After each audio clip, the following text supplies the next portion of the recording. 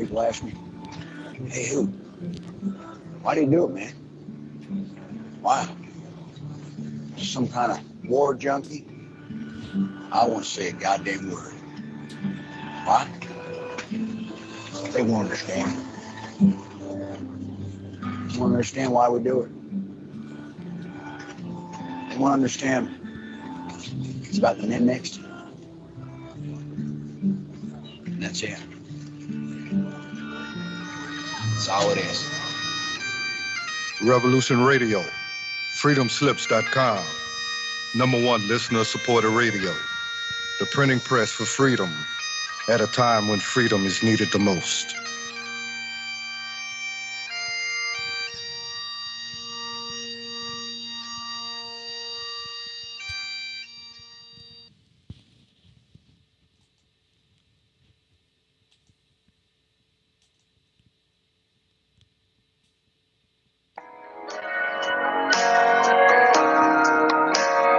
Join me at Revolution Radio, Studio B, at 11 a.m. on Saturday for Free Association, when we take a look at philosophy, spirituality, psychology, social issues, and geopolitics. It's every Saturday at 11 a.m. Eastern on Studio B at freedomslips.com.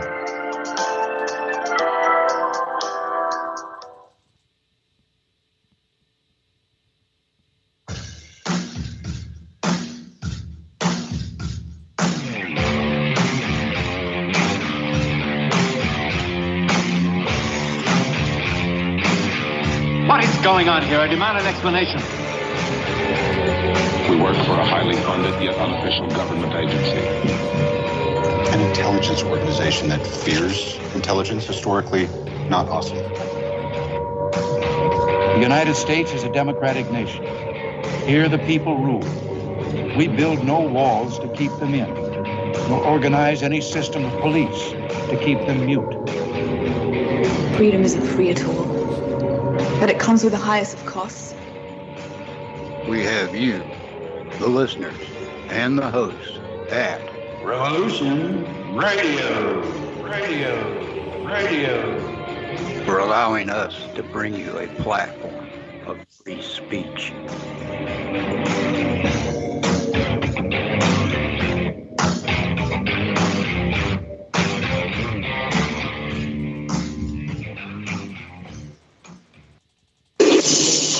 CPR street gang, what is our fighting? Standing by, over. CPR street gang, what is our fighting? Standing by, over. Right now, it's 12 o'clock, Americans, another day closer to victory. And for all of you out there on or behind the lines, clock's run out. Time's up. Wind is blowing cold and dark. On the road and no way out. Broken hearts, a smoking gun. On the run. On the run.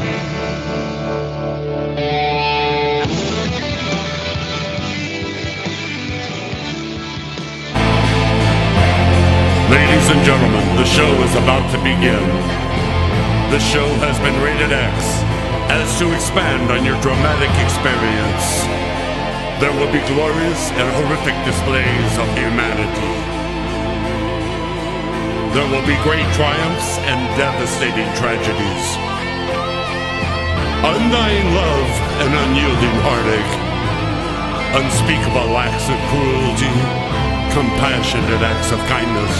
There will be crushing defeats and glorious achievements. Critics worldwide give it 5 stars and call the show beautiful.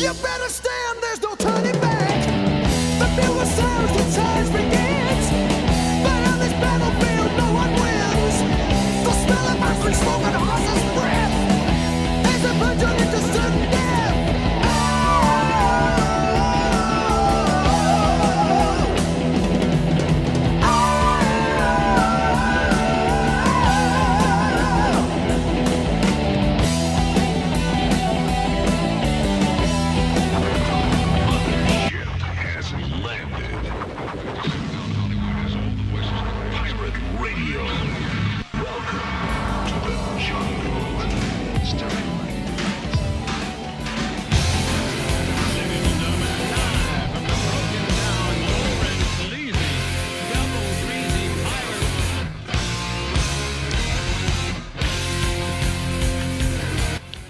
It's Friday night. FreeWorld.fm, Revolution Radio, Independent Broadcast Network. My name's Jimmy, and Into the Microcosm is on yeah.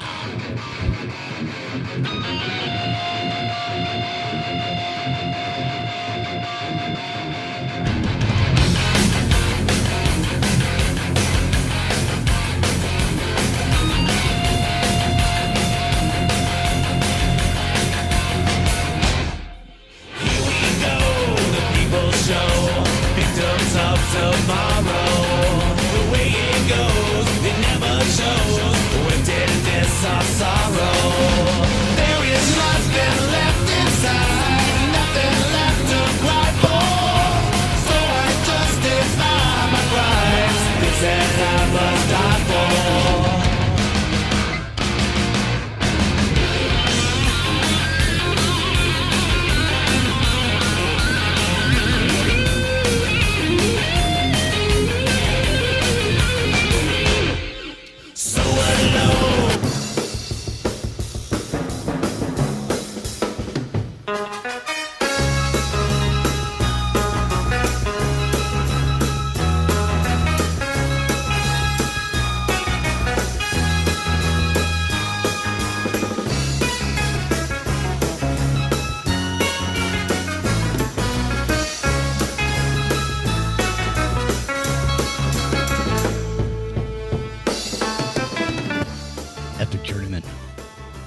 Are you there? I am here. Excellent. Happy Friday to you, dude. I know. It's not really. Yeah, it's a good one. It's not really Friday, but I guess it is. Doesn't sound like you're going to have much of a weekend. No. Well, hopefully we get this job done. I'm actually kind of taking a lunch break right now. I'm still at work. I'm going back. I know. Like a 3-hour break and then I go back. Do you have to take a 3-hour break so you don't stay on sweet money? At double time? Yeah, it's going to go into double time anyway. So, I know. Yeah. They always got these tricky. They got these tricky methods of taking money out of the working man's pocket. Blasphemous. Last week I had a lot of double time too because I was on Kauai, right? So I know. Well, you know what? The pains of being a utility guy, right? Well, you know, it's interesting because structure. There's some flack that went on a couple weeks ago with some people that had to go out of town for work, and then they ended up going out of town, and then when they came back, they were trying to only pay them for a certain amount of time. And the people said, no, you got to pay me for the whole time I was gone. And then it turns out they do. That's the law. So it's interesting for whatever reason. When a company sends you somewhere, they all of a sudden become responsible for your hours that you're there beyond what people even can conceive. Imagine it. You're gone for like 3 days. What is that? 72 hours. I mean, what does it do? What does it go to double time after 12 hours? Yep. And then it sure does. And then it just stays on double time continuous until the 72 hours is up. I mean, that's a lot of dough, especially when there's a whole shitload. Like you send a whole group over somewhere. You know what I mean? There's like 20 people. Come on, let's all go over to this thing that, like, for example, you go to a convention in Vegas. You know what I mean? It's an electronics convention. It's a big convention right now, yeah. Yes, it's there. Consumer electronics show. I went to those back in the 90s, back when I ran the video store. And back then it was before E3, before they had the, all the video games go to that event. So they got to combine them. And it was fantastic, man. The one in like 92 had the Sony PlayStation, the Sega Saturn, the Nintendo, Super Nintendo, it's a video game guy, right? And the Philips CDI all at the same time with all their games premiering and all that stuff, right when they were first rolling those things out. Jesus. It was pretty cool. The star of the show was Tekken, actually. I know. Well, don't they always have? They always have this hack thing that goes on too. When this thing comes to town, they invite some of the biggest hackers and try to, Oh yeah, they have that going on. And it's like a big, CES is joined by, not in the actual same convention hall thing, but the AVN awards and stuff, right? So adult video. So all the porn stars are there too. And as a result, all the hookers are there for the conventioneers. It's something else, man. And then right after that, I don't know if it's right after that, they have the pimp convention. So all these pimps come from all over the world. Yeah. Do you remember? Vegas can be a trippy place sometimes, man. Do you remember that movie Hollywood Shuffle? There was that whole where there was that one bit where they were sneaking into the movies, and they were reviewing movies so you don't have to spend your money on it. And one of the movies they were looking at was this movie called The Killer Pimps.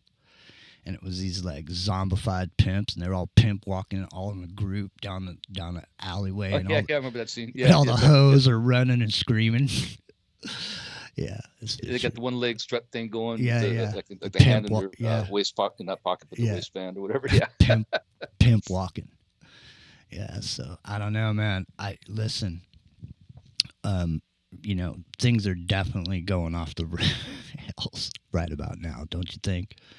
I mean, literally, I've got a video of a statement made by a New York official, but the audio on it is so low that I can't actually play it and have you be able to hear it in a proper manner. But basically, Epic Journeyman, now, I know you might, this may ring a bell to you from a historic perspective. They're saying that they're going to ask you to, if they know that you have space available, they're going to ask you to put people up that are immigrating, the immigration situation in New York. They're going to ask you if they know you got space, and they're going to ask you to put these people up. They're going to pay you, but they're going to ask you. If you say no and they know you got space, well, they're going to forcefully come in there and make you eminent domain. Yeah, make you. I don't think use eminent domain, but the thing about that is the citizenry are complaining that you got all these empty office buildings. Usually up empty office buildings, and that's got some good traction. But the thing that should get the most traction is the most obvious one, right? I mean, dude, it's human trafficking. They're sending people from one state to another on buses and planes that don't tell them where they're going. That's human trafficking. Go ahead and file that. Go ahead and charge those people, those governments, whatever, on the other side. Don't let the states get away with that shit, man. It's not appropriate at all. If they want to have a whatever you call it, what do they call it, amnesty city or whatever, right? Fine. They'll get there on their own, but don't throw them on a plane and send them to some. Let me ask you a question. Parts unknown. Brother, let me ask you a question. Listen, there used to be a reason people went to the city, right? Because there was jobs and there was ways to make money, and you got up. Right, there's no jobs anymore. You just need a computer. Where the office buildings are empty because there's no jobs, man. Where are all these people going to work? Fast food restaurants? Who's buying fast food? Who's buying fast? Well, if you don't have a job, are you buying fast food? I'm just asking. Are you buying fast food? Well, maybe you will. Not much people. Not when it's $14 to go to McDonald's. It's crazy. That's what I'm saying. Well, hey, McDonald's. But the thing is, McDonald's. I'm glad you brought it up. McDonald's just opened up their fully automated restaurant. There's no people. You go in, you order a burger, and it comes out. It pops the fuck out. Just like what listen, ladies and gentlemen, don't get led down the path to destruction. First, it was the CDs. Then it was the pod coffees. Why do you need 20 people behind the counter at unionized Starbucks when all that's going on is someone is popping a pod in a hot water squirter? That shit is the weakest piss I've ever tasted in my life. They should be embarrassed to charge that kind of money because no one is putting their elbow into it and making it come out like crema, man. You know what I mean, Epic Journeyman? Espresso. Yeah, absolutely. Espresso. Yeah, the French press or whatever, yeah. Now it's a machine spitting out a burger. Listen, listen, isn't it just like Idiocracy? Didn't they have those kiosks where you just go up and order a McDonald's or whatever? Just a little Carl's Jr., F you. Yeah, exactly. Big ass fries. That's what I'm saying, man. Epic Journeyman.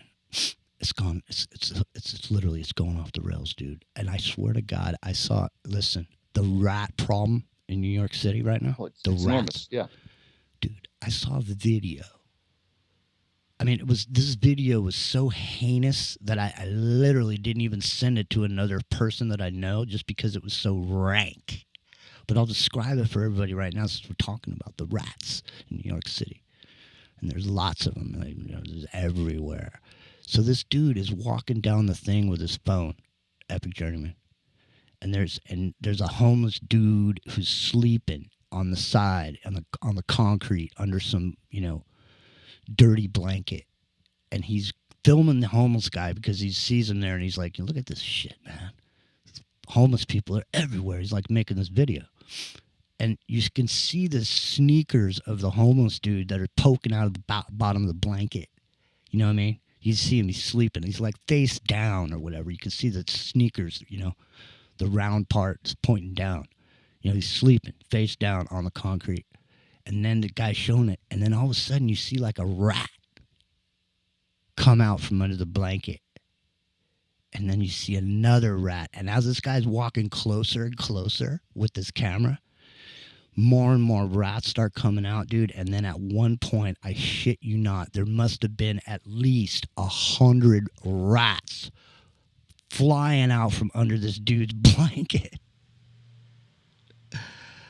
And I'm sitting there and I'm thinking to myself, Epic Journeyman, this guy must have been dead, and those rats must have been eating the body. I mean, how could he be sleeping there with that many rats? Literally. You can't. He's got to be dead. It was unreal, dude. Literally. I mean, I've never seen. I mean, listen, I live in the mountains. There's, rats. They live. They're, but it's not like a situation where there's like hundreds and hundreds of them just everywhere. Just, There's 4 of them under my mattress on Big Island. That was a wake-up call. That's what I'm saying. See, on the Big Island, I mean, how big was that rat? Was it Thanksgiving? Oh, it's 2 feet long. Yeah, it's like a mongoose. Yeah, it's like Thanksgiving dinner in Taiwan. Yeah, for sure, man. For sure. Or Vietnam. I don't know. Do they even have Thanksgiving in Vietnam? I don't think so. I think they do now. It's kind of a worldwide phenomenon now because it's an excuse to eat a feast. But there's this thing. You guys might have saw it with that tribe that wear they wear the gourds over their penis, right? You've seen that one? Living with the whatever tribe. I've only seen like a couple episodes. Gourds. It's hard to pay attention. But one of the things that they do is they sent the 2 British guys out hunting with the women, hunting rats for dinner. That's what they did. So they had they sharpened sticks for spears, and they're running around there and trying to get up on the rats and kill them for dinner. And the women got all pissed because they were making too much noise and scaring the rats off. These little native women, man, because they're undernourished, so they're small, right? They're not big pygmies, but they're small. And man, they were laying into this one British guy, man. Listen, now we have no dinner. Look what you did. Blah blah blah. Oh man, it's those literally tasty rats. Listen, what are you gonna do, man? In this economy, I mean, I guess you could. I mean, on some level, there will be the eating of the rat, because on some level, some people don't care about eating rats. For like how it is. Like some people see a negative, but other people see a positive. It's like. We see rats and we think, damn, I don't like it. But other people see rats and go, whew. Eat tonight. What are you thinking? Tacos tonight, baby? Or I don't know, man. Well, I think it's Demolition Man, right? Sylvester Stallone. Oh, that's a good burger. I haven't had one of these for so long. And then Sandra Bullock's kind of, you see, we don't have cows here. What do you think that is? It's rat burger. Rat. Yeah. You see, like, why don't made from the fugitives down in the tunnels, the sewers underneath or whatever, trying to. Why don't they just suggest it rather than going straight for the cockroach? I mean, even the cockroaches in New York, you could start like a small business, and raise organic, cockroaches, in your house. Organic cockroaches. farm fed. Grass fed. Yeah. That's some funny shit, man. But I think you can even milk cockroaches if they're big enough. You know, you can have a whole cockroach milking operation. You know what I mean? Have you ever seen this, man? There's people on the internet that videotape themselves milking cockroaches. You can find it. Listen, I'll tell you what. A couple, like 5-6 years ago, you know, I was looking for something to do. So there was a guy, he had a thing, ranch hand or whatever. So I applied for the thing. I went over there. I started working there. You know, and so it was this place where they were boarding horses, and they were, you know, special horses. They'd run around this area, you know, that the training area, so on and so forth. And so they had these, they have a problem with these ground squirrels. Because the ground squirrels go down inside the arena area, and they pop these holes. And then these expensive-ass horses that go, you know, trotting around in there, they get their little hoofy stuck in there, and then all of a sudden it snaps their leg, and they're worthless. So they don't really care too much for these ground squirrels. So Big deal. They put little firecrackers and make special for them down the holes. Well, listen to this. The guy tells me, he says, "Listen, Jimmy, I need to get rid of these ground squirrels. They're fucking up the program. I need you to find me an air rifle. And we're just going to go down there, and every time they pop their heads up, we're going to shoot them." And so I go, okay, you know, so I find this air rifle, you know, CO2 thing, so on and so forth. And the whole reason I'm telling you this whole thing is because in the process of finding that air rifle for this guy, I stumbled onto this whole genre of video, and I don't think people are aware of it. And I'll let you know about it now. It might be something you're into. You know, you might get a kick out of it. I don't know. So, Epic Journeyman, I start doing research on which CO2 air rifle is the best for killing the ground squirrels. And I find this video of these dudes in Texas. All right? And they got these super high power air rifles with night vision scopes and laser pointers on them. You know what I mean? And these things will fire as fast as you can pull the trigger, you know? So these dudes go at night. They go in these barns in Texas, and it's literally, it's just like I was saying with those rats coming out of that blanket. These rats are everywhere, and these dudes are just in there, just poof, just picking off rats left and right. It's like a zombie fest. They're just killing rats. They're dropping off the ceiling. They're, you know. Then there actually is videos and another Texas video series, which is guys. They don't even mess with the CO2 cartridges. Epic Journeyman. They actually have tanks that have CO2 in them, and they just hose it to the gun, and then they sit in the back of these pickup trucks with coolers, and they're just swilling beer and just sitting out there in the middle of nowhere in Texas, just waiting for these ground squirrels to pop their heads up, and then then they take care of them. You know, there's machine guns with those air things. For real, 30 caliber, man, like real deals. I mean, there's deadly as any real machine That's gun. what I'm saying. But the fun ones, the BB guns, right? Because it shows just a whole, you know, cloud of BBs, you know. I know.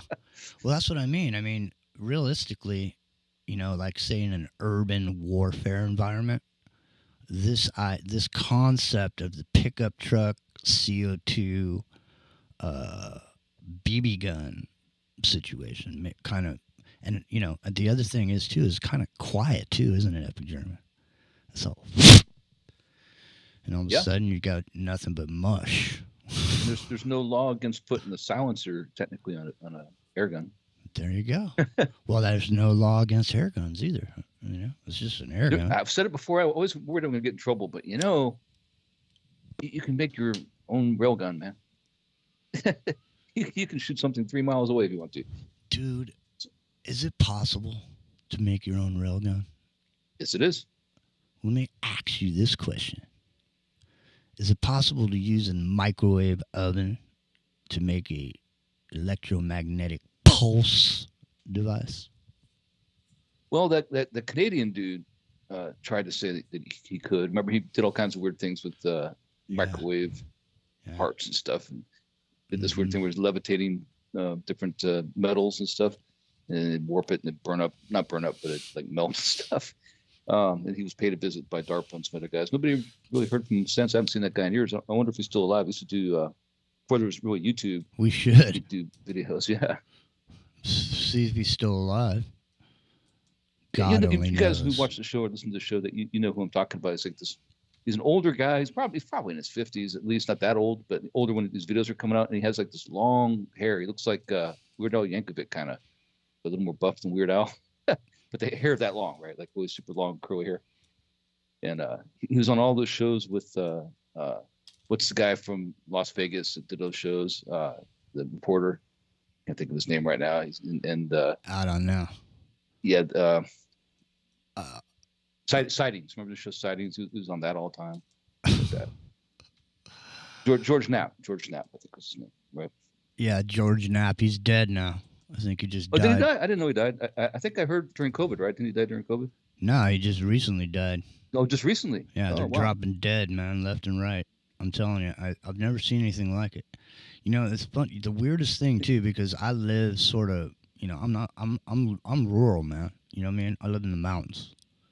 Okay, so I mean, occasionally you hear sirens because, you know, people go off the roads and shit. You know what I mean? But I mean, for the you know, for the most part, or for the bulk of it, you hadn't, in my whole life living here, hadn't really been too many sirens, you know. But over the past 3 years, I mean, the amount of sirens that you hear around here, it's like it's every 10 minutes, man. I'm hearing a siren. Every 10 minutes, sirens. I mean, it means it's an emergency somewhere. You know what I mean, Epic Gentleman? What's up with all these emergencies all of a sudden? It just seems to be, you know, are people just like, you know, you don't know that they're dropping dead unless you know the person. Unless you're emotionally involved with the person. It's a family member, or it's a friend, or an aunt, or something. Unless you actually know the person, you don't know what's actually going on, right? But maybe there's, I don't know, man. I saw this research that they did back in the day here during this, you know, crisis or whatever. And there was this whole thing about these mortuaries and these people being overloaded with all the people that were being buried. I wonder what those statistics look like now, if there's still such a need for the services of these funeral homes and these different, you know, refrigerator trucks and all that stuff. Yeah, the temporary morgues and all that. Apparently not. Not here anyway. It's not on the download if they are still doing it. I saw some traffic in the chat before I joined, talking about Gonzalo Lira dying, and I've been trying to follow up on that a little bit. And so far, there's no what I would call reliable source yet, because it started on TASS, which is the Russian news agency, right? Yeah. It started on TASS and it was picked up by RT, so it's coming from Russia. Then Tucker Carlson picked it up, and Breitbart, right? And yes, I'm saying they're not reliable sources because there's no other backup yet. You know what I mean? Right. You're just going on that. You're hearing from one. Well, I've thought, I mean, my personal opinion about the whole lyric thing is it's been an operation from the beginning. Oh, totally, yeah, absolutely. I don't have any. I don't think whether the or not journalist in any way at all. Whether or not he is or isn't, or, you know, dead or not dead. Well, he wasn't in prison in some gulag, if they make it sound either. That wasn't the deal. You know, so it's a complicated scenario because there's a lot of propaganda involved because there's war going on. Is there video? Right? Is there video of the dude in prison in the gulag? No. Well, I'll tell you what, man. So Doug 610 says that State Department confirmed it. You know who reported that? TASS did. I just looked at it. That's the report saying the State Department confirmed it is from TASS. That's the origin of the story so far. It's a breaking story, so we'll see. We'll see what happens. You know, hopefully he's not dead. Hopefully he's really a person. At this point, it's a name on a name within the narrative of a story, of a character that he's definitely a character. seductively brought people to the table based on the things he was saying because it resonated with their ideology or political point of view or just what they think about the world. So, I mean, just because somebody rolls up and, starts saying stuff, I don't know, man. I can't say one way or the other. Anybody could be anybody. Like this guy here, I'm going to bring to the table right now. Because it is the first hour, and I know you're tired, and I want to give you a quick break. I'm going to give you a 3 minutes and 12 second break, Epic Journeyman. And let's take a listen to this. Here's some more stuff that's being said by some guy. All right. Anyway, so this is what's going on in Google. I have friends in tech, like very high up in tech, that are monitoring the situation. He said, whoa, all right. He says, I got this email, Ides of March are on, they are prepping now. Dear advertiser, in February 2024, Google will update the inappropriate content policy to clarify the definition of sensitive events.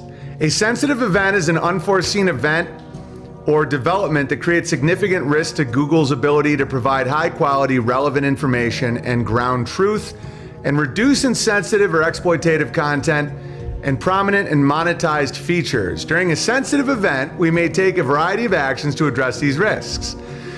Examples of sensitive events include significant social, cultural, or political impacts, such as civil emergencies, natural disasters, public health emergencies, terrorism, and related activities, conflict, or mass acts of violence. Examples of what's prohibited: products or services that exploit, dismiss, or condone the sensitive event, including price gouging or artificially inflating prices that prohibits, restricts access to vital supplies, sales of products, blah, blah. Okay.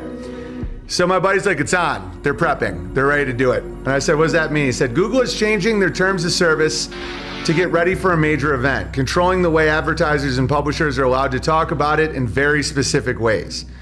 Hints as to what the event is are in the text. They mention inflation, price gouging, mass violence, victim blaming, and a bunch of stuff. Just read the text of it.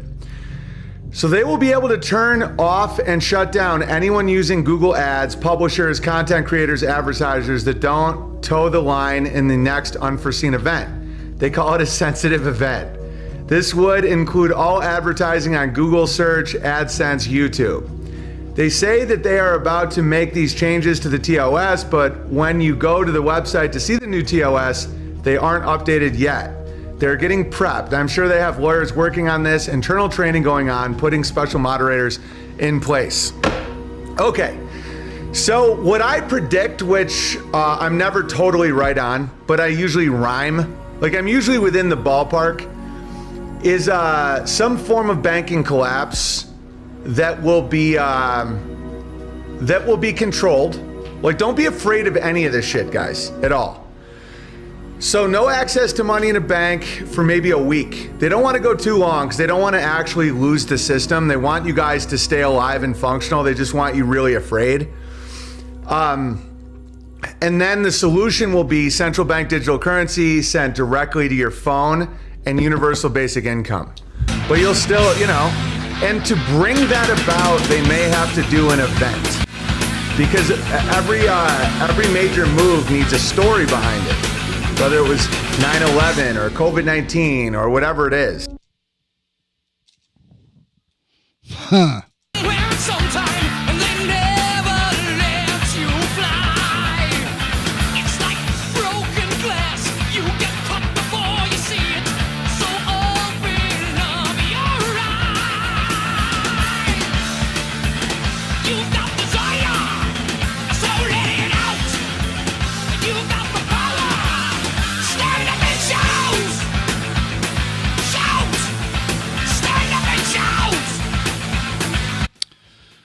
Bless Ronnie James Dio, Epic Journeyman.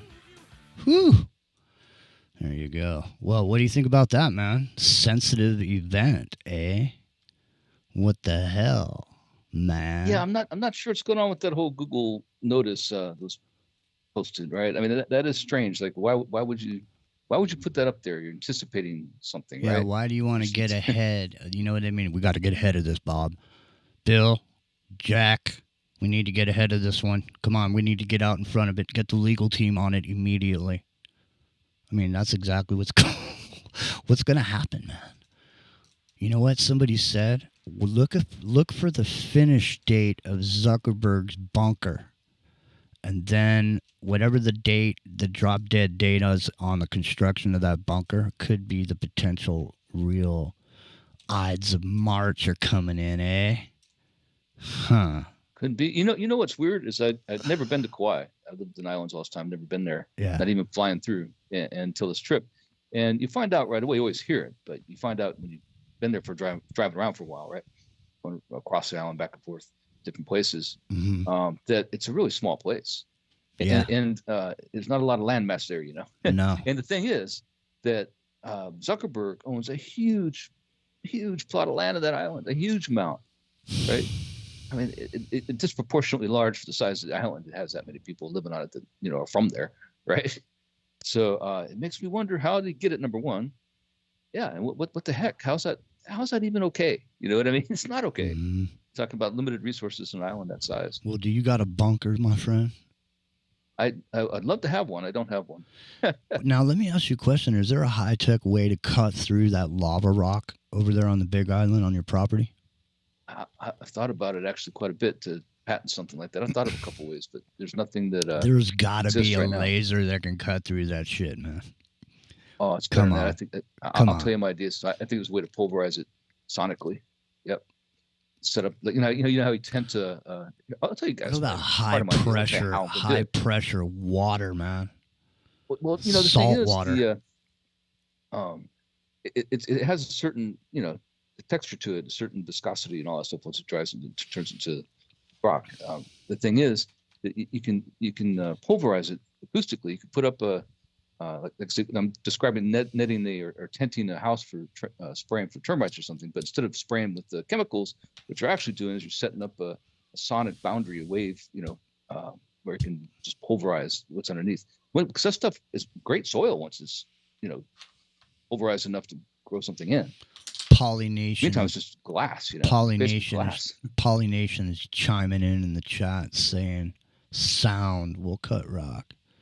Yeah, maybe that's what the Egyptians were doing with that ankh. I'll cut a hole right through you, buddy. Don't mess with me. I'll burn a green hole right through your skull, right here, from right here. You won't even see it. It'll be like that. It'll be like, you know, the amazing thing. A lot of amazing things about Egypt, but one of the most amazing thing are those when they actually cut the stone to raise those obelisks, right? And the distance between the quarry where the sides of the obelisks that are going to rise out isn't big enough to really go down there and cut it, right? And the question becomes, when you do cut it, you got to cut the bottom too, right? You have to cut the bottom. But then the big question is, after that, how do you get it out of there? How do you get it's it out, impossible. right? How do you lift it? It's preposterous, man. It can't be ropes and pulleys, man. No, dude. It just can't be. Listen, you know? They didn't have that kind of. Have you seen tons and tons and tons? Have you seen the stonework at Machu Picchu? Man, I have. All right, not personally. I'd like to go there. Well, me too. I'm just saying though. I mean, have you seen it? There. I mean, you know, you know. I'm sorry. I just don't see monkey men with chisels and stones hacking their way through that. There. You know what I mean? It just doesn't seem. Not gonna happen. It doesn't seem realistic. I'm just saying. But you know, who am I to who am I to throw salt in the game? Epic Journeyman. Why? I'm Jimmy G, and it's Into the Microcosm. That's the Epic Journeyman. He's over there on the islands. You're back on Maui now? Yeah. There's Pyramid 7 magic. Yeah. Look at them. They're going crazy in the chat room over here. So Epic Journeyman and I are here, old school aftermath style. Huh, Epic? 5 nights a week. How many hours was our show? Was it 3 or it was 3 hours, right? It wasn't. It was. Gosh, it seems like it was 4 sometimes. It was 3. Yeah. It was 3. Yeah. So 5 days a week, and you never missed a show, man. Nope. You know? Nope. And you always brought the heat. Epic Journeyman brings the heat, ladies and gentlemen. 5 nights a week, if he has to. And so you got, what time do you have to cut out and go back to work? I have to go back to work in an hour, basically an hour. All right. Well, are you going to gag down some tacos while we're I already chatting did. it up? I had dinner, so right, I'm good there. Good. All right. There you go. I took a shower, took one bathing session. I don't need another one to get done, right? So I hear that. Go out and get dirty again. I know. Well, you know, the one good thing that you have that you can always rely on, dude, is you can go jump in that ocean because the water is warm. Because where I live, where I'm at right now, Mm-hmm. we're like literally on the beach. That's where we're at. We're like, it literally is the beach. I mean, not figuratively. Maybe now's the time. Maybe now's the time. After all these years, I should come visit you because where you're living now, it's the perfect time. I'm moving. I'm still in Lahaina. I'm gonna be right now. I'm 2 miles north of Lahaina, but I'm moving into Lahaina. But not Lahaina proper because there's no Lahaina proper anymore. But right on the boundary. What survived, right? Yeah. A couple weeks. It's harsh, man. You know, it's a harsh reality. People are on that story for the value of the clickbait of it. But now here it is. How many? You know what's going on now? It's about to be a smart city. I mean, what did they do? Did they eradicate the human remains in dust form? Basically, yeah. That's the main thing that they did is they've gone through. They think they got all the bodies out, so that form of hazmat is gone. And now they have to get. Nothing's been cleared yet. Like the city, such as it is, there's nothing really standing. There's only a couple buildings that are still standing. The rest are just completely either the walls are pulverized with their brick, and there's like a little section where a wall used to be, or it's just the concrete pads that are surviving afterwards. Right? It's just it's something else, man. And it's weird because there's so many times you want to go do something you used to do all the time, go to that beach, go to that restaurant, go see a friend down there or whatever, right? And it just dawns on you like somebody like a good friend or your relative died, recently, and you forgot. When it just hits you, like, oh, I want to go see John, right? And oh, damn it, that kind of thing. It's just how it feels. It's pretty depressing. It's settling in with people now. Like we couldn't deal with the trauma when it happened because we're dealing with the event, right? Well, but now it's starting to hit everybody. Like, oh man, the thing is that when these things happen, okay. For example, and I'm going to use 9/11 as an example as well because it's kind of the same thing. 9/11 happened, and then because of that, a bunch of other stuff happened. All right, so the event in and of itself happened, and so what develops is a whole ecosystem about how it happened, who did it, so on and so forth. But no one concentrates on the actual domino effect of the thing, which is while you're over here dabbling and meddling around trying to figure out who done it, playing what's the name of that game, that board game, the butler in the library with the candlestick. Oh, Clue, yeah. Clue. I always joked about that. Miss Scarlett did it. With you're over here. The candlestick in the conservatory. You're over here playing Clue, and next thing you know, it's the Patriot Act, And then a few years later, it's this and it's that. Well, it's the same thing with this. Trying to figure out how it happened or why it happened or who's behind it or whatever. The bottom line is, as the end result will be exactly what we talked about when it happened, which is they're planning on making Hawaii a major port in the BRICS Silk Road operation. And so there's no question about why certain people are in the know about certain stuff or all of a sudden throwing down big lumps of money for property over there. Whatever property they could get. Now, let me ask you a question. A lot of these properties were owned by people. And, I mean, are they going to dole out the property left behind to the locals who were owners of the property that were there? Or are these people just ass out, here's whatever we say it's worth and get out of here? I mean, are they going to give the natives back their land? I mean, is this? Yeah, so far the both the government here, the mayor and the governor and Biden administration, both they all are in on it. They're saying that they're going to all go back to the locals that had it, not going to let some, real estate barons come in there and buy it all out. But that eventually it's going to take years to rebuild their houses. Like my friends that I work with that lost their houses, they get the money, they're going to rebuild the house. They already got it approved. Pretty good chunk of money for a lot of it's $1.5 million from one friend's just was old shack, basically. Not a shack, but you know what I mean. Comparatively, wouldn't think it'd be worth that much. And because we build it from scratch. Well, I mean, and everything. I guess when you're throwing large sums of money around, most people just shut the F up and just go away with their money, right? Well, I think there's going to build his house. Going to be worrying about, completely furnished, turnkey. Like I said, I have everything in it that he either had or wanted or said he had. Right, it's going to be with it. So that's all part of the assessment. But it's going to take years. I mean, it's not going to happen. They're not going to be able to move in there again. I mean, the new house for a couple of years. Yeah, by the time you move in there, it's a 15-minute city already. And there's a deep port over there, a big island. I don't know. Epic Journeyman, the world. Yeah, it's a time frame that's the problem. I mean, like I said, they're really struggling with depression. I mean, like it's not being talked about, and it's a big deal because it's just dawning on everybody. Especially people don't have their homes to go back to, right? They don't want to go move to Kahului. They don't want to leave the island. They don't want to live in some, it's not a camp, but it might as well be that they're set up for them. They want to go back to where they lived, and some people are letting them move back to their property, but there's no house, or if they have their house, they got to run a generator or whatever. The few people that do, but most people don't have a house. It's like there is no Lahaina. I mean, it can't be said enough. It's gone, so it's a trip, man. The one friend I have, his mom's house is in the same plot basically as his, and the mom's house actually one of the few houses that survived. It's completely untouched. And his house, which is right in the same yard, basically burned to the ground. I have to ask, man, did the house have a blue roof on it, man? No, it didn't. It had a mango tree in between, and the mango tree took the hit. Basically.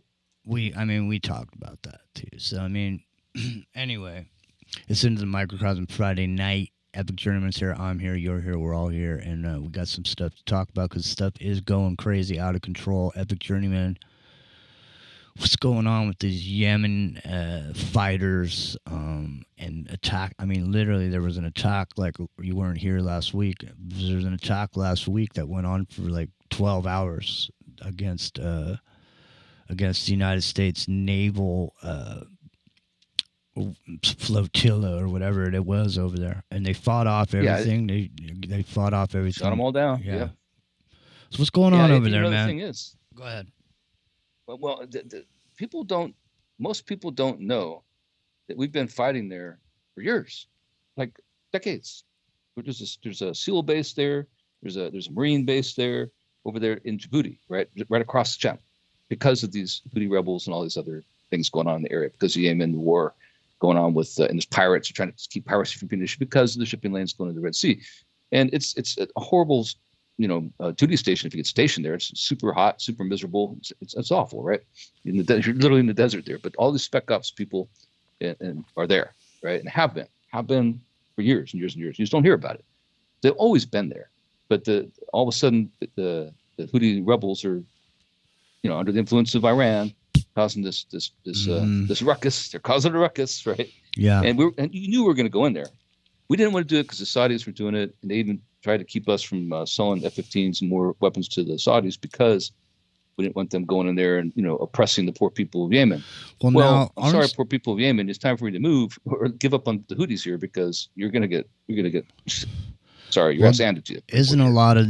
Aren't a lot of these weapons of war that have gone into Ukraine finding their way somehow into these hands of people over in... No, not the Houthis and things. No, that's all Iranian. Okay, so that's just rumor then. That's just... There's a lot of people saying that's where everything's going, but... I know there are. People like Gonzalo Lira, yeah, that kind of guy. Those RT, people like TASS News Agency, people like the Russian, propaganda machine, absolutely. Right. And it's not true. So listen, it's actually something I do know about. But here's the thing. They don't need that because realistically... Iran has hypersonic missiles at this point. I mean, if they really, very well equipped. I mean, Iran's got that's what good I mean. Missile force, submarines, good commandos, all that stuff. They're not something to sneeze at, man. And now, is there a tribal aspect to these Yemeni fighters? Sunni, this type of thing? Yeah, Shia. They're Shia. So they're Shia. So now, and as are the Iranians, right? And so that's the whole thing. That's when Iraq was fighting Iran, that war.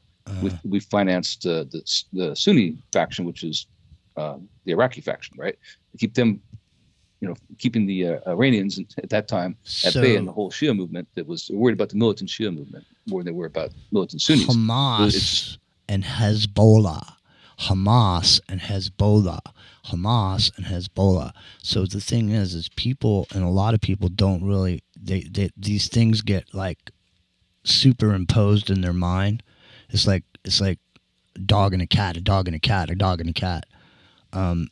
Epic Journeyman, there's a big difference between Hamas and Hezbollah. Hezbollah, yeah. Right. Yeah. Does 150,000 missiles. And did they also fall along these tribal lines on the Iran side? Yes, they do, the Shia. So there's nothing that surprised us more, and it shouldn't have, that there ended up being a Sunni, terrorist faction that we worried about more, or had to worry about more than the Shia one, because all of a sudden, Osama bin Laden started Al Qaeda, right? And that's a Sunni faction. So it's complicated, right? Because they're all Muslims, right? But they believe entirely different things, and they're kind of adversarial. And so this is where this Erdogan guy, this is where he comes in, because number one, they could exit stage left anytime they want from NATO. We have nuclear assets there, and he's called for all Muslims to put aside their tribal differences, to put down the infidels, and then later on they can discuss their differences after we're all gone, the infidels. So these are the kind of when he said Erdogan's next Putin. He really is. I mean, he's had big plans and designs to bring back the Ottoman Empire. That's what he wants to do. Exactly. And that is exactly what he plans to do. And he's put himself in position to do it. And now, as soon as Russia weakens itself, and we weaken ourselves, and NATO is tired of war, he's going to make us play. Isn't this isn't this biblical in these lines that are being set? It's all just one thing after another, ladies and gentlemen.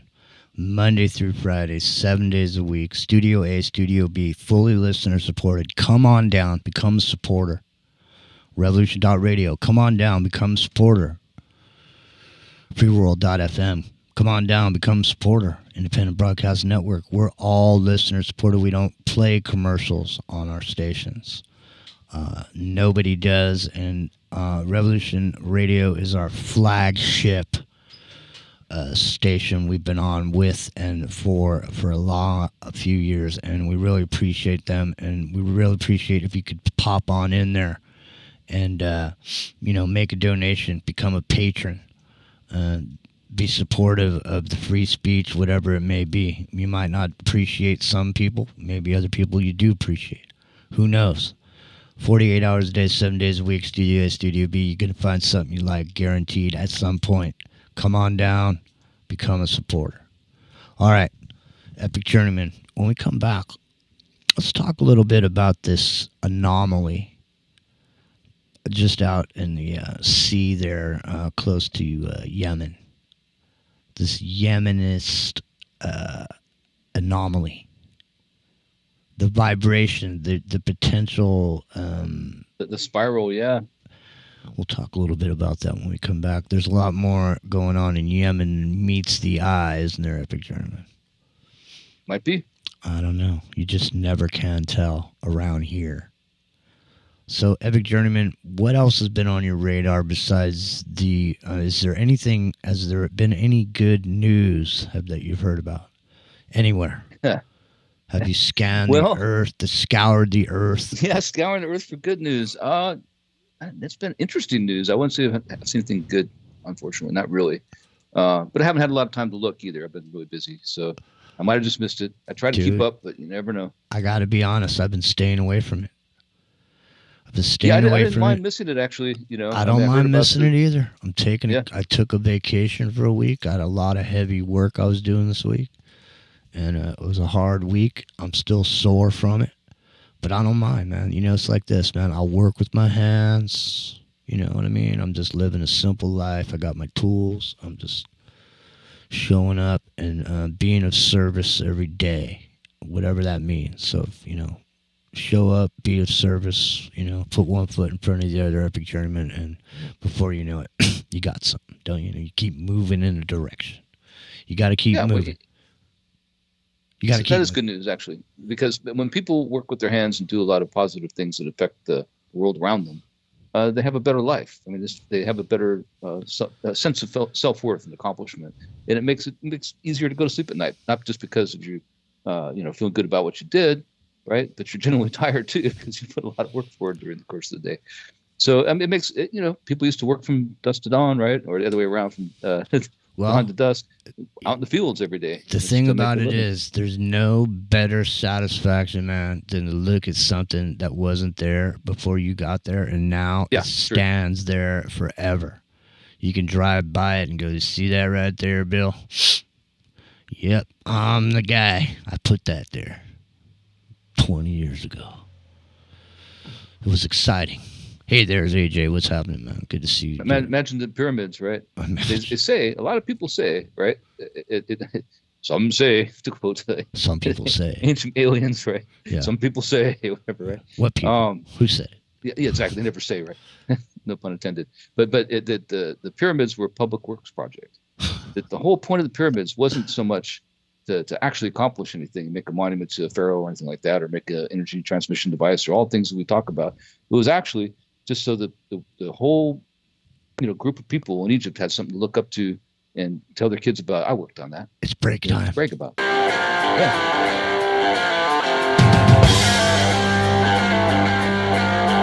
It's freeworld.fm.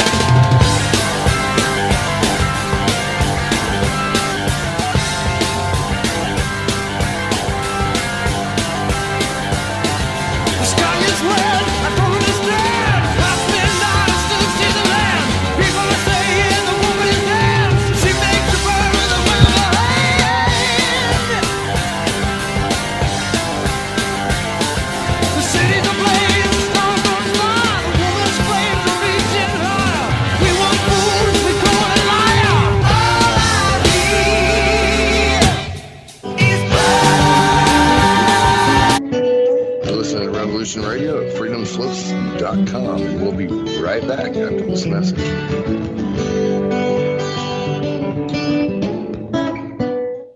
Hey everyone, it's Barbara Jean Lindsay, the Cosmic Oracle. If you have questions about your past lives or future plans, need answers from the cosmos about your love life or career, or just want to keep your finger on the pulse of the planet, check out my show, The Cosmic Oracle, here on Revolution Radio at freedomslips.com.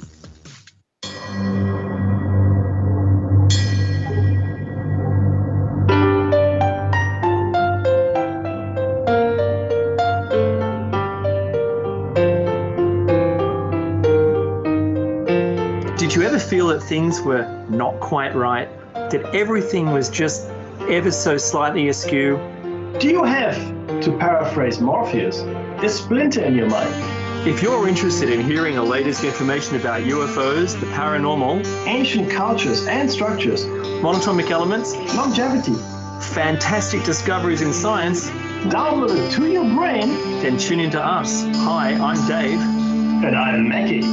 And we are Shiny Side Out, Sundays 2 to 4 a.m. Eastern. See you then. Revolution Radio, freedomslips.com. You don't need to expect us. We're already here. The Secret Kindergarten is here for the young children of the world. The best program on the radio for kids. Dealing with the most important topics in the whole universe. Fairy tales, music and movement, numbers, plants, animals, fun, colors, insects. Take care and cast your ears out to catch a story from the world of other young things. Reach out, Up, under, and over. Sing a song. Talk about feelings. Just remember the magic word. The magic word is The Secret Kindergarten. Saturdays, 2 p.m. to 3 p.m. Eastern Time. Right here on Revolution Radio.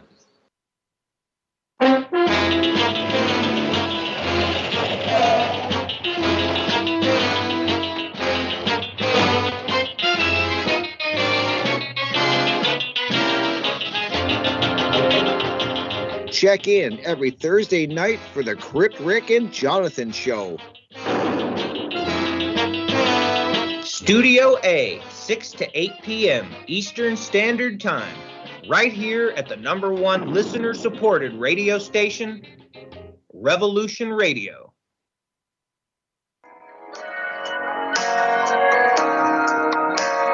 Join me at Revolution Radio, Studio B, at 11 a.m. on Saturday for Free Association, when we take a look at philosophy, spirituality, psychology, social issues, and geopolitics. It's every Saturday at 11 a.m. Eastern on Studio B at freedomslips.com.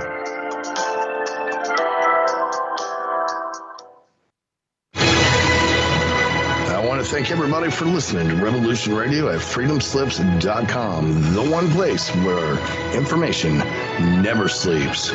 Revolution Radio.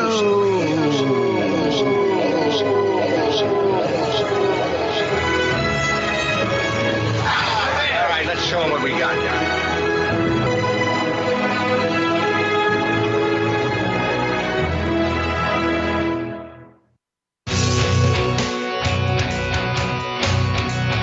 All right, thanks for listening while we took that short break here at Revolution Radio, freedomslips.com. And yeah, we're going to get back to your host.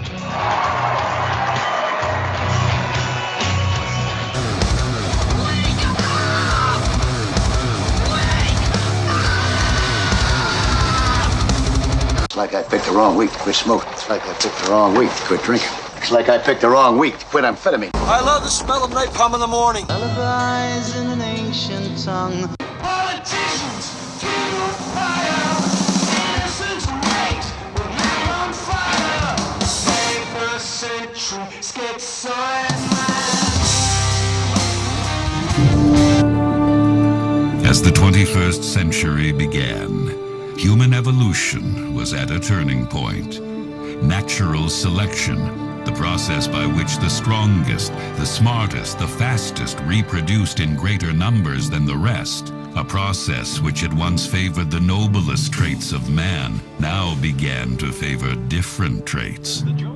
Most science fiction of the day predicted a future that was more civilized and more intelligent. But as time went on, things seemed to be heading in the opposite direction, a dumbing down. How did this happen?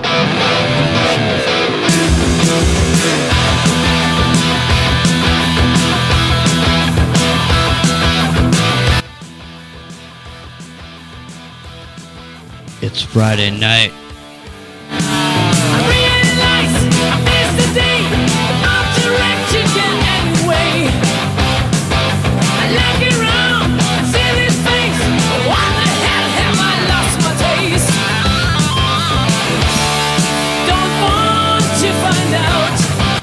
Hour number 2. Just want to get out. My head explodes, ears ring. I can't remember just where I've been. The damn thing I recall, I got lost in a deep black hole. Don't want to find out. Just want to get out.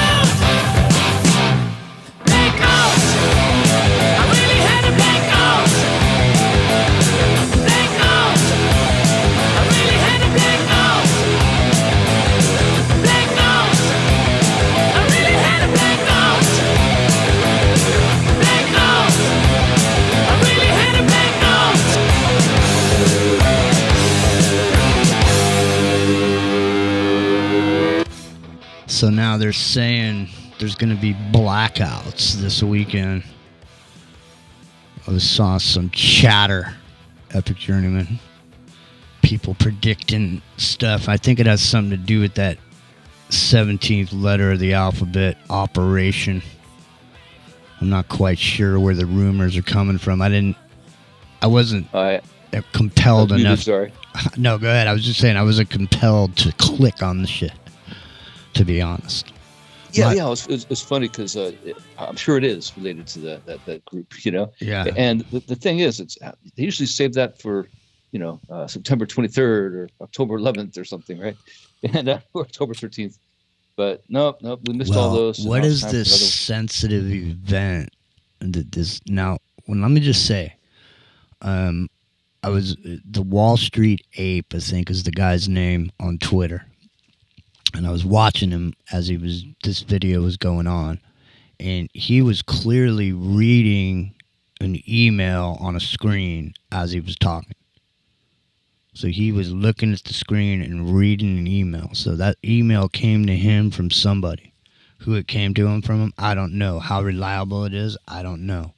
But even if it was just you and I sitting here, putting a tabletop exercise together for ourselves.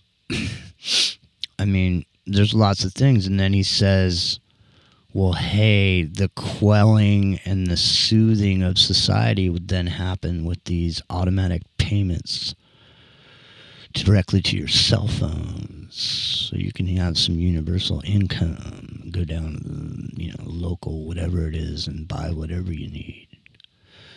Because don't worry, Uncle Sam's there. He's got your back with the new Fed coin operation. What do you think about this now? We've been talking about this for how many years now? And now the Wall Street Ape comes out and says, oh, look, I read this thing and it's a sensitive event or whatever. I mean, we've been saying the solution is exactly what this guy is saying now. He's resonating what we've been talking about for 3 years on the show, man.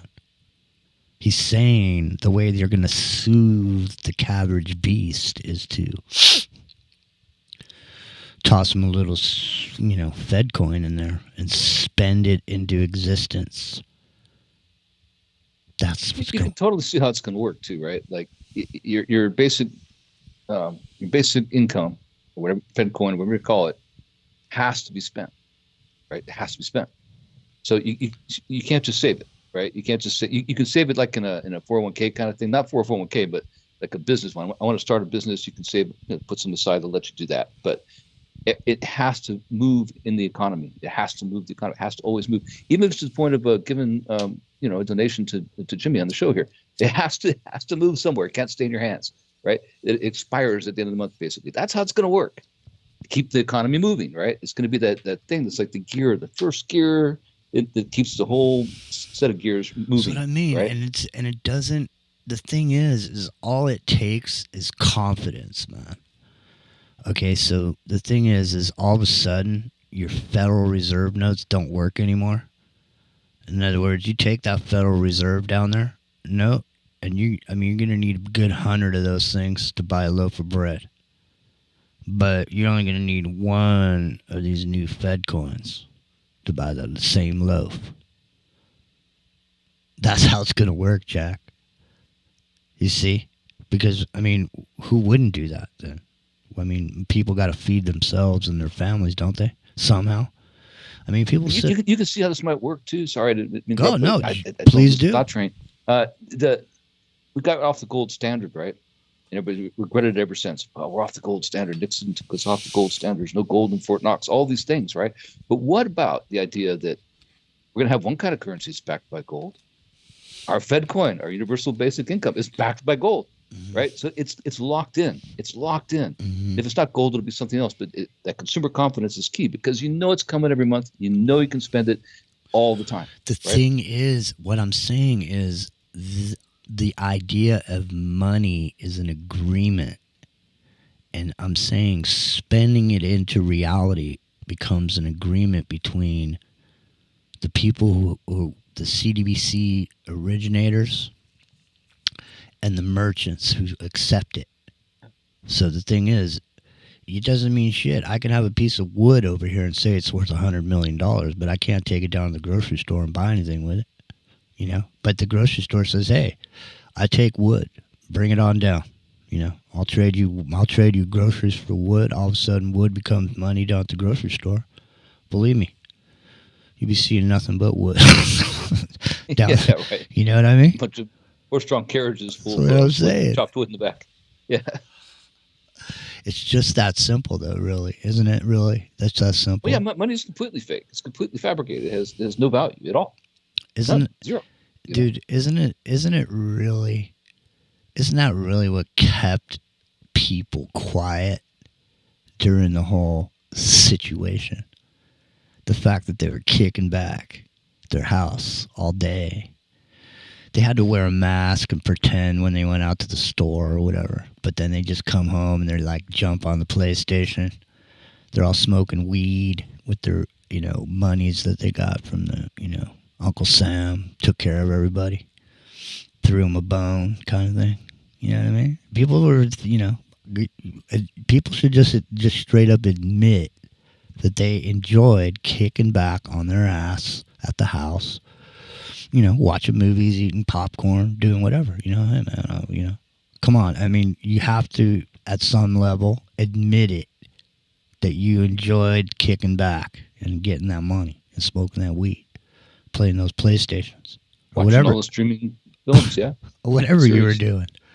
You know what I mean? Everyone's like, you know what? You know, during this period of time, think about what people are doing.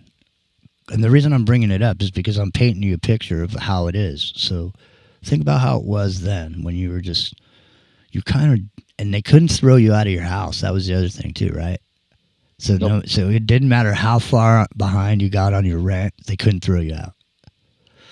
So landlords were sitting there with their broom in their hand, kind of, so to speak. Broomstick in their hand, and people were sitting there just getting, like, some people were making a chunk of change for that unemployment sickness money. And, you know, I know people try to pretend like, you know, they didn't like it or they were pissed about it or whatever, but God, you know, people were going to the store buying shit. As a matter of fact, I think a lot of people bought cars with that money. I mean, they bought cars at the worst possible time when cars were really expensive. You know, used cars, really expensive. People overpaid because there's no cars. Remember? No chips, right? No chips. Yeah. So they overpaid, and now they're upside down because they can't. Their cars were shit. Their cars were nothing now because there's so many cars that have been repoed over the last 9 months. It's literally been unprecedented, the amount of repossessions that have been going on.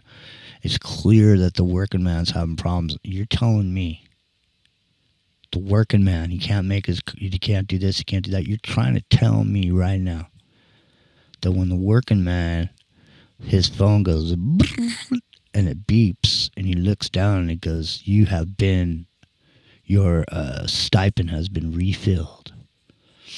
You know, and the expiration date starts now. You got 1 week, you know, or whatever, 1 month to spend it. You know, you can't save it. You can't keep it. You can't buy anything with it. After it's gone, it's gone. There's no way you're ever going to own anything. And that's why everybody's setting it up so you can just rent shit. Rent a car. Yeah, it works perfectly for that, doesn't it? It does. Like, you have to spend it, but you can't save it. And it's coming all the time. It's a constant income, a guaranteed universal basic income.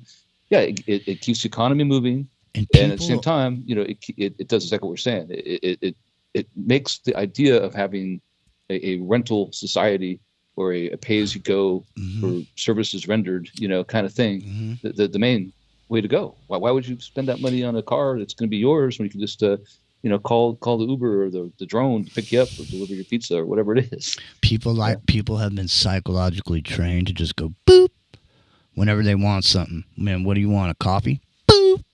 You know what I mean? What do you want? This, that? Boop, boop, boop, boop, boop, boop, boop. You know, but what they're not used to is when it goes, nah, because you don't have any more money left on your shit. Okay, well, in the new world, you won't have to worry about that because you're only gonna have so much. It reminds me of that,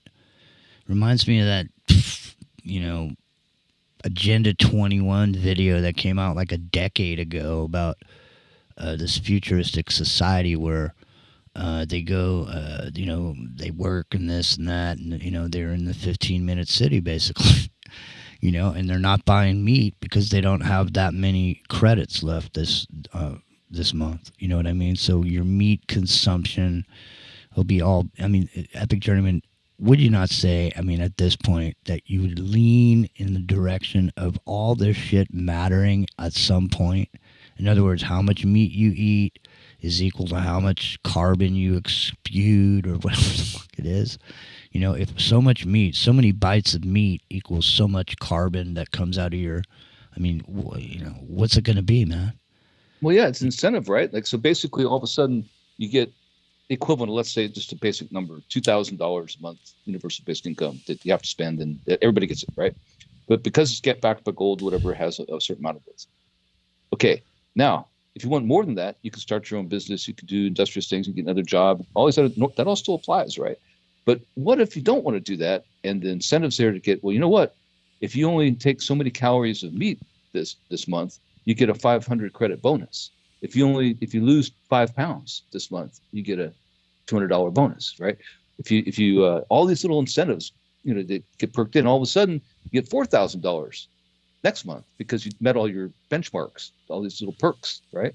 To rein in your behavior, the way that society wants you to move. Mm-hmm. It's totally going to work, dude. People they're going to love it. They're going to love it. I'm telling you right now, they're going to do it. It's going to become this nanny society where everybody's going to report their neighbor for using too much air conditioning or whatever. To get a few more bones in the old account, man, the old bucket. Absolutely. It's going to work, man. I hate to say it, but it is. It is going to work. There's no question about it, man. There's no question, because people will move in whatever direction they have to. In other words, you didn't want to have to take a piss test, but you did it. Why? Because if you didn't, you couldn't keep your job. Huh. Well, I mean, how, at what point, when is it? I mean, you know what I mean? Once you give in on this shit, once you give in a little bit, then you might as well go all the way. In other words, if you're going to polish the doorknob, you might as well sit on the doorknob too. If well, you've already polished the doorknob, you might as well sit on it now. I want to mention in the chat, we've talked about this before, that it sounds like running a human, right, in the oldest profession that can arise. Well, that's going to happen to a certain extent where people will crave company. They'll hire people to clean their house, whatever, and that'll be paid for with the universal basic income, right? And there's nothing to be against the law to do that. You can do that however you want to. You can do, because you have to spend the money, right? So basically, there will be. They won't necessarily be prostitutes per se, not officially, but there will be, right? These companions, these paid companions. I'm just saying, what else happens? The thing is I mean, people. The thing is that I think there's a giant misconception about where we are exactly. There was moments when things could have been done about stuff. There was moments when, our society could have come forward in a voice and made a difference in the way politics were going and the way the country was going. There was a moment in time. So, but see, that moment passed now. So now, when you thought it was a good idea because you don't like dope smokers and meth users, meth users, they test, but it's gone in everything except weed is the only thing that shows up in a drug test if you know you're going to take one. So the next day, it doesn't matter. You have to be high on your drug test on something else, but weed stays in your system for 90 days. So, they decided, you thought it was a good idea because you hated weed smokers, the dope smokers. A lot of conservative people used to hate the dope smokers. Yeah, it doesn't matter, man. Yeah, make them piss or whatever. Yeah, you said it's all right to make them piss now, but now all of a sudden, because you let them make them piss back then, now we're where we are, right, Epic Journeyman? I mean, what's next? I mean, scan for your, you don't have to piss anymore. You just scan You go down and get your scan before you get your bloop on your phone to let you know you can go spend until it's gone. And that's pretty much what people do, don't they? Nowadays, they just spend and conditioned spend. responses. Well, it's not conditioned response, it's conditioned behavior. Yeah. It'll become conditioned response because the response will be to get that extra carrot given to you. You'll do things you might not normally do because you want that. And it becomes a conditioned response when you get that, sound or visual cue or whatever it might be, right? You'll do that thing that you wouldn't have done 10 years ago, whatever it might be, right?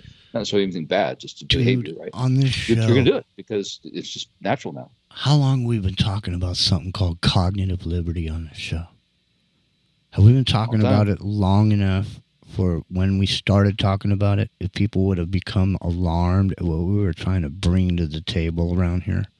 The kind of shit that we brought to the table, the technologies that we brought to the table, the scientists that we brought on the show, the presentations that we made, all these things telling people, listen, if you don't watch out, pretty soon you're not going to have control about what you even think anymore, because that shit's going to be grandfathered in on your ass like it already is. Because there's no... Let me ask you a question, Epic German.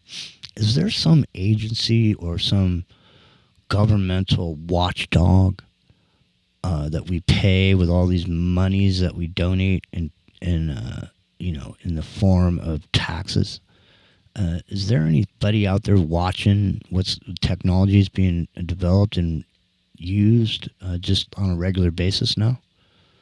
I mean, no, actually there isn't. That's the whole part. Not officially. I'm sure there's some group out there that DARPA runs or something that does, but it's on the down low. It's not an official organization by any means.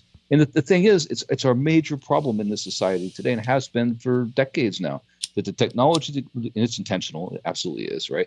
The intentional that gets released and thrust upon the people does not have the legislature in place to protect people against its abuse.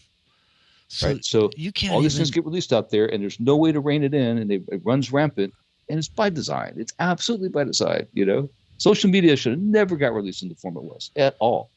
There should have been, laws on the books to protect people before it ever got made available to people.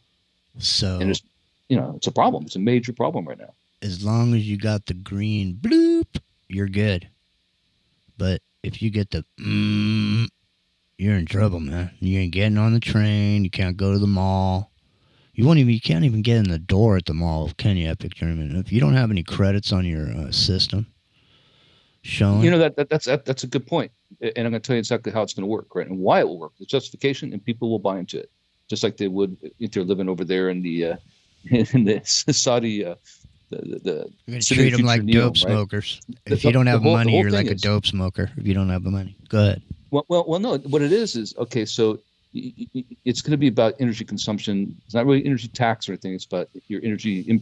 How much energy impact you have on the environment.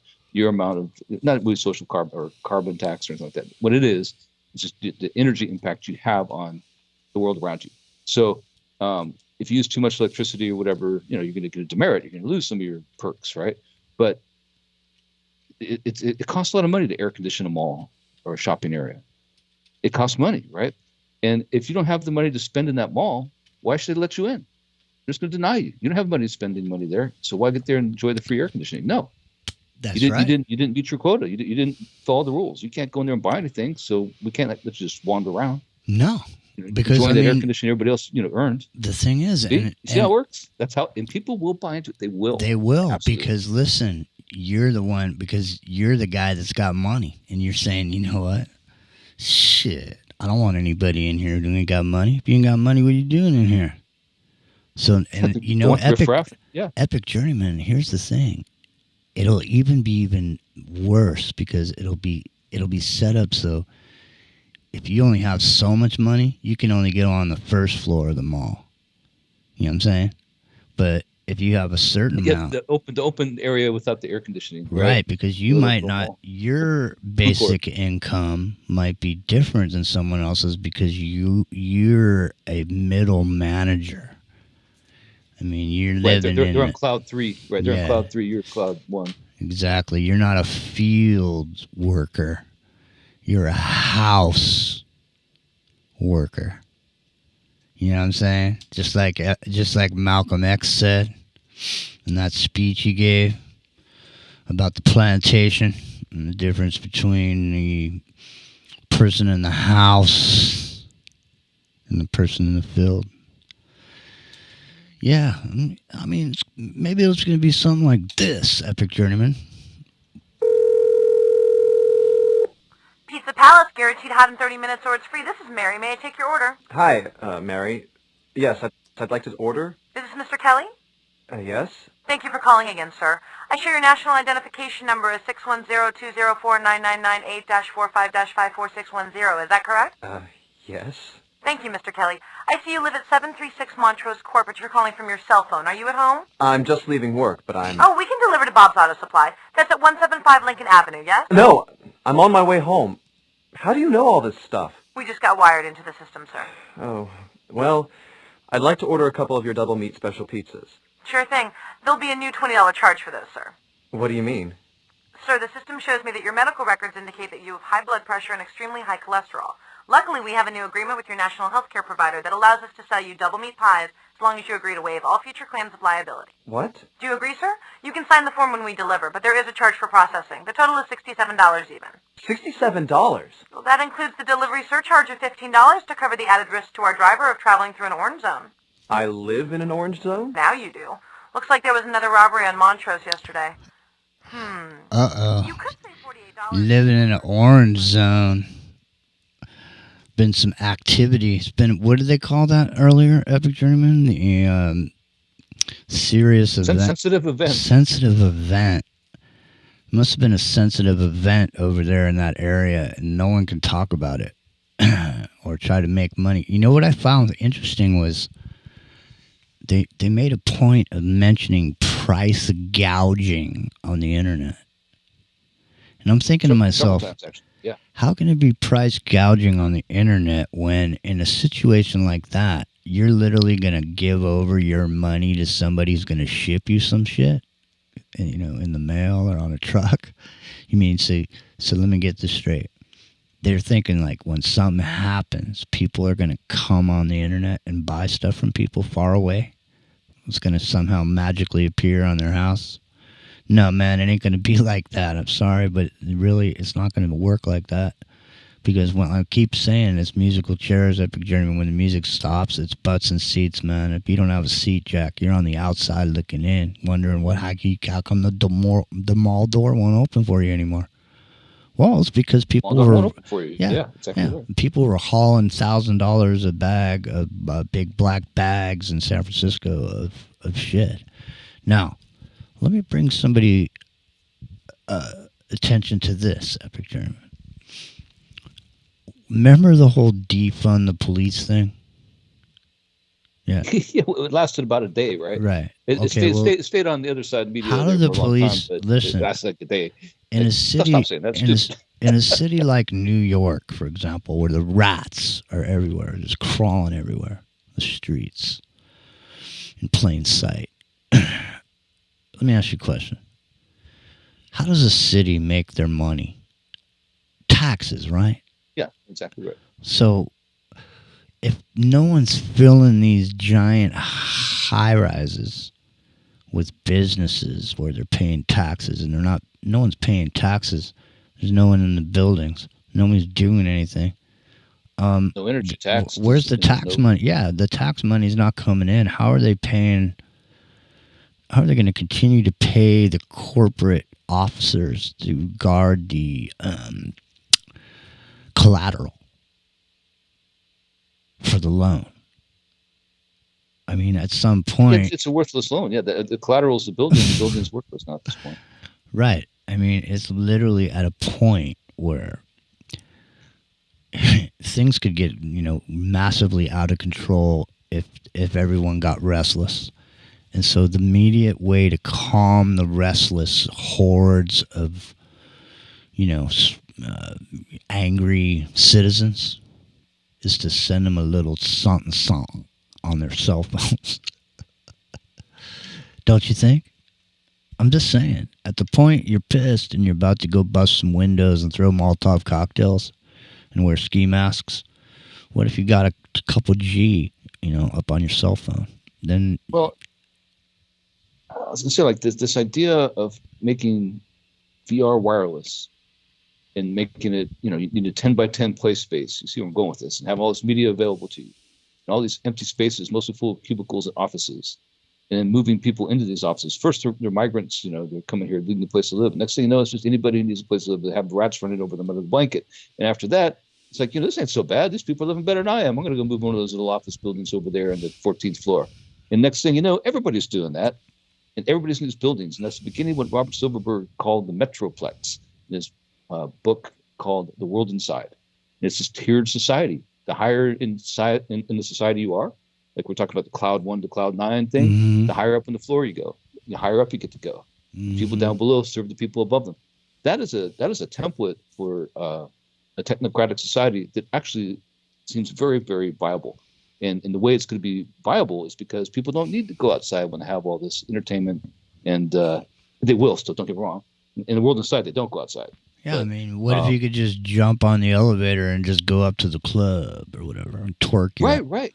Yeah. Twerk, well, yeah. And then head on back to the house, Just go up there, twerk for a few songs, and then back to the house. In the world inside, the way it worked was anybody on the floor above you could come down. They call it night walking, like almost like vampires, right? Night walking, but it had a different connotation. The way they relieved stress in the society was the people who lived up above could have sex with anybody down below, and it was just automatic compliance. So if you were on the 14th floor, you can go have sex with people on the 13th floor. Really? They had doesn't matter if they're married, doesn't matter, whatever, doesn't matter. Could you go down to the 12th floor, or what if you could you even go down to the basement 3rd or whatever? floor? Yeah, sure. So any floor below you could go. Right, but when you go back to the 14th, the people on the 15th want to do your wife or you have to do it too. Now it's just a way that they maintained a stress-free society, kind of like modeled after bonobos. Well, if frequent sex kept the society. If Hugh Grant was in this society, he was up there on the 9th. He was going down to the first floor. Basically, he was going down to the first. He's going down to the first floor for his excitement. He had to keep going further and further down, ladies and gentlemen, to get some kind of a satisfaction. Anyways, it's Into the Microcosm Friday night. Epic Journeyman's here. I'm here. You're here. We're all here. Bruce isn't here. He's not feeling like he wants to come on tonight. He was did a bunch of radio this week, and he's kicking back tonight, taking a rest. I don't know where Rio is. He's probably under. Well, hopefully he can come in for a few. I have to go to work here. I have to go. I'm going to call right now. I'm going to give him for a minute, call and see what's going on. Yeah, give him a call and see what's going on. Yeah, I have to leave a couple minutes. All right, I'm going to go silent for a couple minutes and get back. That's all right. There he goes, ladies and gentlemen, Epic Journeyman. So, so we are in a situation that seems untenable at this point because, like I said, when you don't have any money and the money just comes in on your phone, it's going to be hard to say no. I don't know. It's a hard world we're living in, I would say. And it's hard for everybody, so that's what I mean. When things are hard, people have to make decisions, that they wouldn't necessarily make in other situations. It's always, it's always, I don't know, man. If you've got to make a choice, everybody's got their price kind of thing. Because, basically, at some point, if someone just kept throwing more and more and more and more and more and more money at you, eventually, what if you said, what if they said, here's 100 G, you say no. And they say, well, okay, here's $500,000, you say no. And they say, well, here's $1 million, you say no. And they say, well, here's $1 billion. And if you said no, what if they said, here's $1 trillion? $1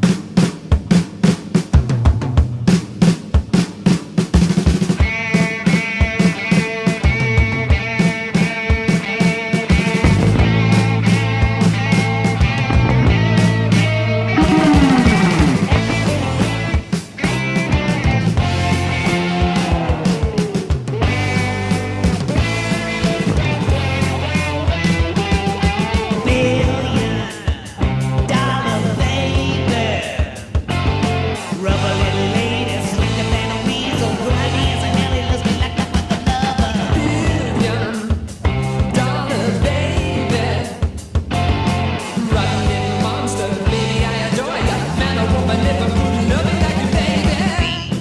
dancing nightly in the attic while the moon is rising in the sky.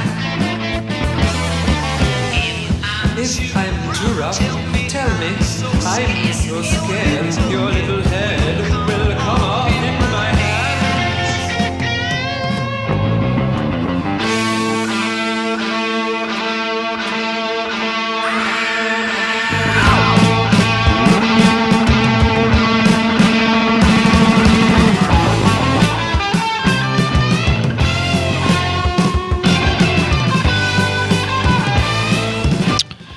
Revolution Radio, spiritworld.fm, it's independent broadcast network.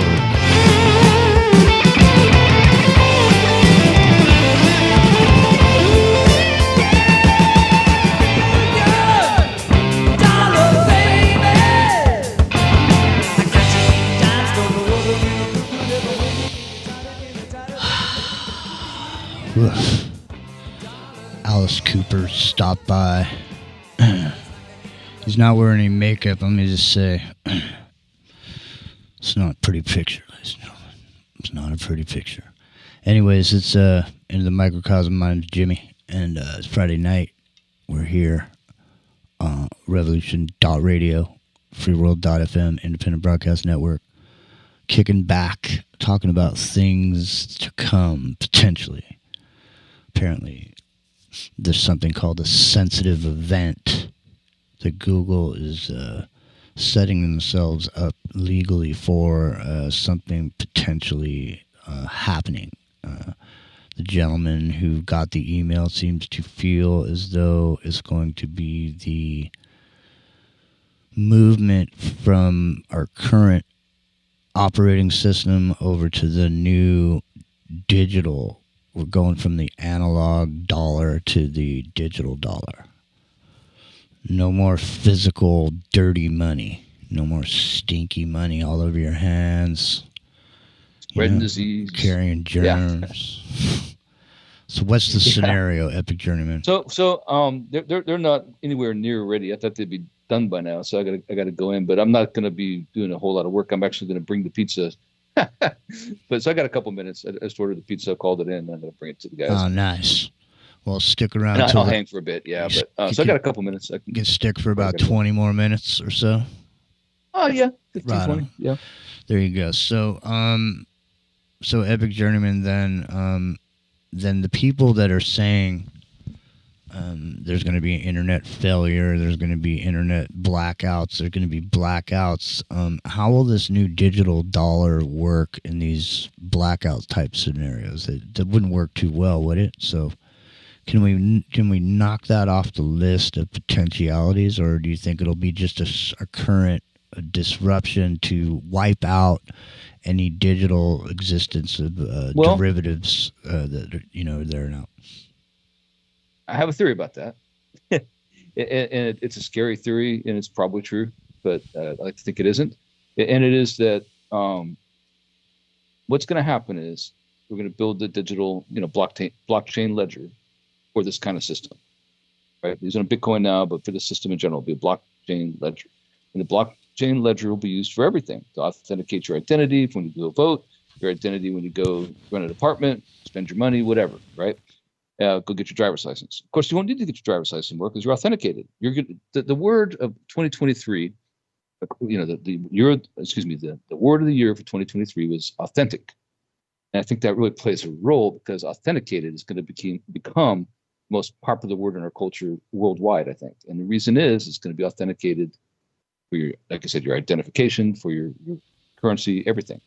And so the idea is to run this kind of system, you need to have a computer system that can, calculate the blockchain. And any computer can calculate the blockchain to confirm it and to authenticate it. It doesn't have to be a supercomputer. Any one computer can. But to go ahead and do it quickly, you would need multiple computers.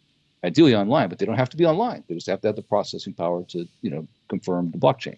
So here's where it gets interesting, is how is AI going to keep itself alive, so to speak? How is the general artificial intelligence going to keep itself constantly able to reboot? Because for the currency to work, for the world to work, it's going to be a segment of that blockchain authentication. So basically, the construct that is that artificial intelligence is in little pieces of this blockchain. And as it gets confirmed, it gets rebooted, the processing power comes online, the abilities and the processing power of the artificial intelligence is connected, right? As connections become available again, it gets bigger, stronger, and more control. It'll reboot, essentially reboot. So once we accept this system, and society accepts this system, even if the asteroid hits and it's only a couple guys who want to reboot their computer and say, you know what, I want to do this again. I thought that was a good system. Let's go ahead and go back to it, not realizing that what they're really doing is rebooting the AI, right? Eventually, maybe it won't be a couple computers, it's not strong enough yet, but eventually all those pieces, as they get authenticated, the blockchain gets authenticated. It is the scan of, when you load a program, your computer doesn't let the program run until it's all been confirmed. It's been authenticated, right? So you don't have a program half downloaded screwing up your system. That's what's going to happen. That's how it's going to work. It's the Trojan horse, and these words they sneak into our culture as viruses and as little buzzwords and things. So we get accustomed to them. That's what this is. This is the Trojan horse that delivers this system. Authentication. This is authentication. Well, listen to this. One of the big words, one of the big buzzwords in the landmark communication course is being authentic. Yeah. And so what's really interesting to me was when that word started making its way around, like deep state. All of a sudden one day you started hearing deep state, and now everyone talks about it like it's a thing that everyone knows what it is when they say it. It's the same thing, authentic. People started saying it was the same kind of thing. I watched it wash amongst the people. I see everybody start saying it. And I was tripping on it. Right? Well, here's the thing. The reason I was tripping on it is because a lot of influential people go to these landmark communication courses. People that are actors, business people, so on and so forth. These people are in the public eye. They start saying it. All of a sudden, everybody starts saying it's like a haircut. It's like all of a sudden, everybody's got a mop top, or whatever. It's the same kind of thing. It's a social contagion as well as a virus. Exactly. Right? It has a social impact, even though it's delivered digitally. And the thing about this is, and it's been right in front of our face the whole time. All these sayings, get with the program. Get with the program. Why? Right? Why was that ever a thing? But it was in our culture for a long time. A whole generation of people our age grew up with that. Oh, get with the program, man. Mm-hmm. We always thought of it as like, the school program, or you're on the football team, get with the program, whatever it might be. No, get with the program, right? Get you accustomed, conditioned to that. I believe that, man. I do. That sounds crazy saying it, but I think it's true, man. I really do. I know, and you better stay in between the two lines there. Right. You can't don't go off the rails. Don't go outside those two lines. Is that another term? Don't go off the rails? What do they say? Yeah. Stand in the circle.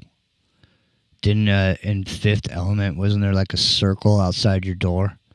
So when the man came, you had to come and stand outside your circle. Oh, right. You had to comply. Yeah. Yeah. Mm-hmm. Put your hands on the wall. Stand inside the little circle.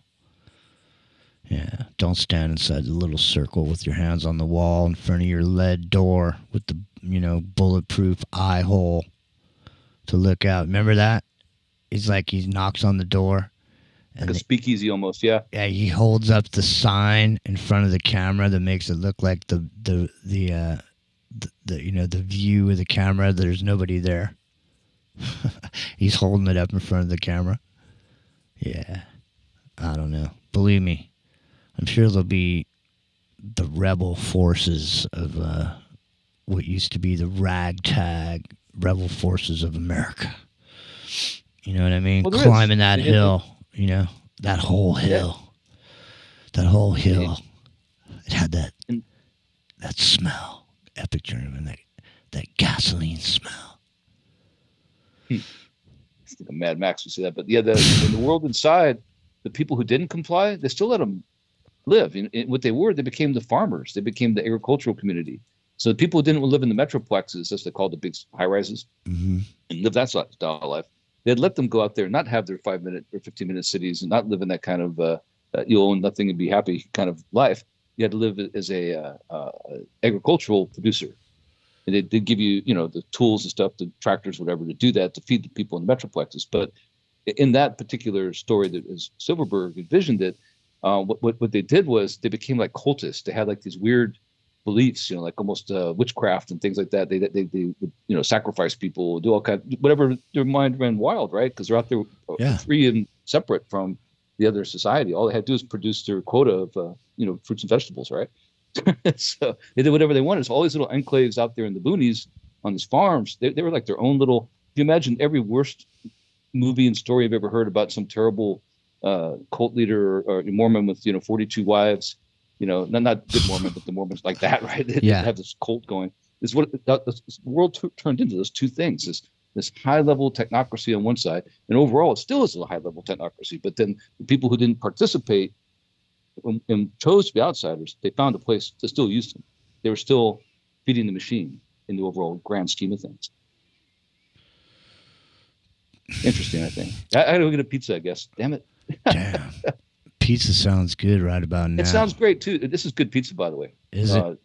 Yeah, that place didn't burn down. It was outside of Lahaina. It's called Dolly's. They make great pizza. Damn. Great pizza. Now, yeah, they really do. There's a big flap over in Sicily and over in Italy as well about this pineapple on pizza. Oh, hell no. Although it's good if it's local Hawaiian, actual, grown. That's what I'm saying. White pineapple. That's pretty good, man. Yeah, and so what I'm saying is there a taste, or do you have an eye for the pineapple on pizza? Because someone when I get pineapple pizza, I don't actually eat the pineapple on pizza. I take the pineapple off. It's good local pineapple. I'll put it to the side, and I'll eat the rest of the pizza. Then I'll eat that like a dessert. There is something that's tasty about the. I can't quite explain it, but it's the sweet pineapple with the tangy tomato sauce. Yeah, it's good. They counterbalance each other. I mean, it's not bad. It's got to be good pineapple. It can't be the Dole canned pineapple crap or something. No, that's not okay. And and there's no in my pizza that I'm envisioning, there's no ham on it because I don't dig on swine, man. Yeah, right. All right. Well, this pizza doesn't have any pineapple on it. People are asking in the chats. No. You can get it on there. If you come to Maui, you're going to go there because there's no place else to go. If you come to the West Side, you're going to go to the hotel. You're going to end up at the place I'm just describing, Dolly's, or you're going to go. There's no place else to go, right? Lahaina's gone, right? So if you're over here in West Maui, that's kind of where you're going to end up anyway, and you'll see. Just order a pizza. It's good. Don't get the vegetarian pizza. I know there's a lot of vegetarians out there. The vegetarian pizza is not that good, ironically. It's got great ingredients, but it's kind of bland, So you get the real pizza. Yeah. I'll tell you. All right, I got to go get that pizza, man. All right, go get it, man. Get so it while it's folks. Get it while it's hot. Might make it back. You never know. You never know. All right, listen. I'll tell you this place. I remember it distinctly because I used to go there. Long time ago, there was a place called. What was this place called? Anyways, it was called Pepe's Cuban Pizza. And it had the sauce had this sweetness to it. I can't explain it. It's unlike any other sauce I've ever had. And I was telling this guy about it, and he said it was because Cuban food is the way that they ferment the tomatoes that makes them taste like that. And I thought to myself, this one tasty pizza, and I'm never going to be able to have it again. No, it wasn't Pepe's. It was Jose's. Now, because I'm remembering the T-shirt. He was about 6'4", black dude, bald head, with one of those giant gold earrings. He almost looked like Shazam. Or what's his nuts? I don't know. Who cares? My vocabulary leaves most men wary. I need to know. Can you get into it? This is so torturous. I know, but I tell you, but I cannot resist. Just what is it that you are weaving that's keeping my body from leaving? Your presence is lingering longer than I thought it would. And I feel that I should succumb to your magic, 'cause I know you're just as strong as an earthquake, bright as a shining star. I remember the fragrance. I just couldn't believe I'd come so far, but living the fast lane as my sanity quickly passed me by. Yeah, I left it all behind.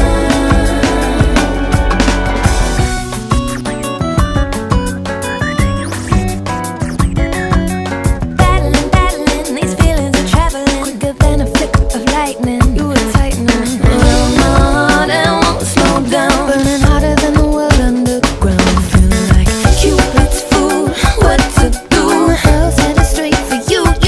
I don't wanna love another, gotta keep this undercover, brother. I'm about to explode. I am strong as an earthquake, bright as a shining star. I remember the fragrance. I just couldn't believe I'd come so far, but living the fast lane as my sanity quickly passed me by. Yeah, I left it all behind. Oh,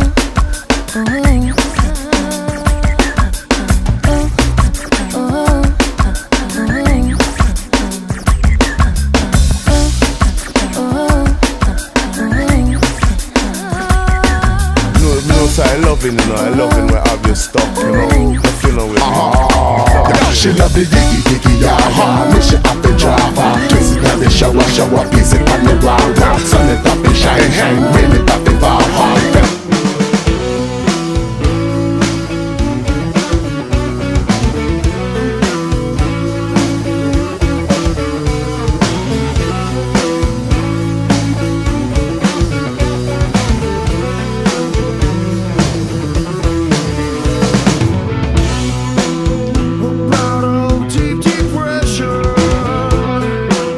Can't seem to move it forward.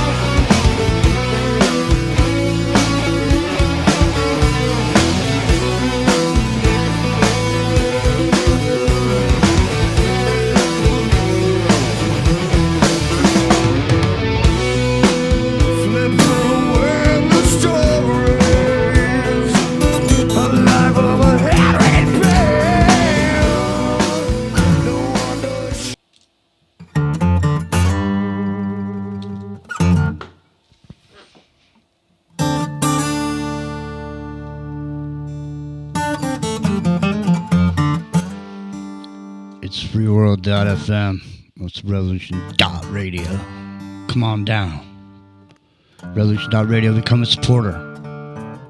Free speech, 48 hours a day, Studio A, Studio B. My name's Jimmy. It's in the microcosm. Coming up on hour number 3.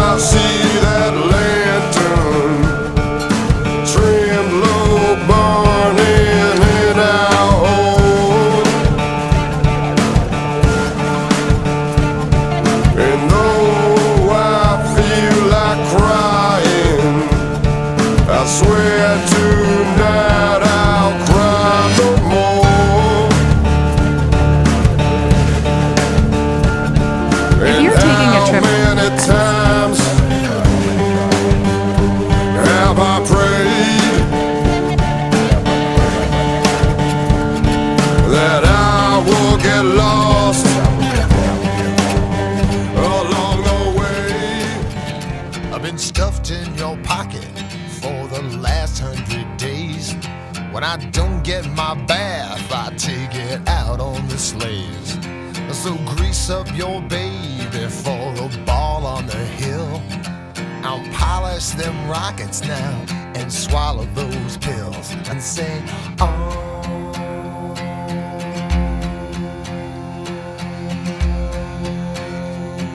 Space Lord, mother.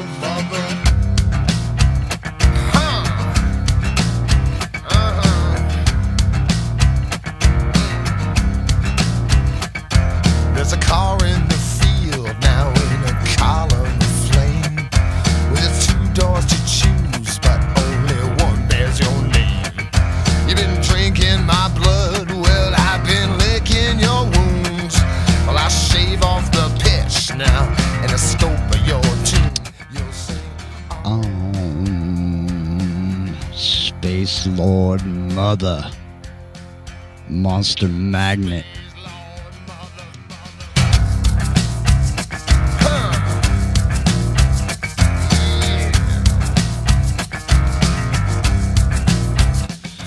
So we typically, I typically take a musical break at the top of the hour.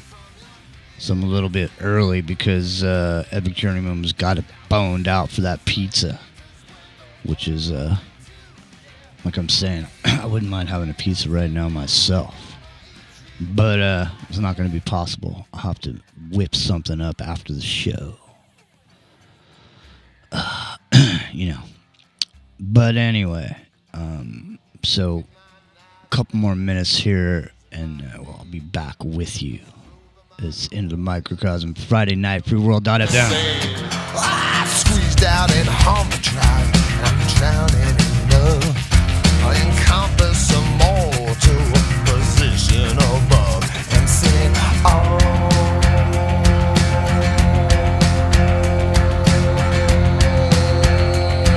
Space Lord, mother.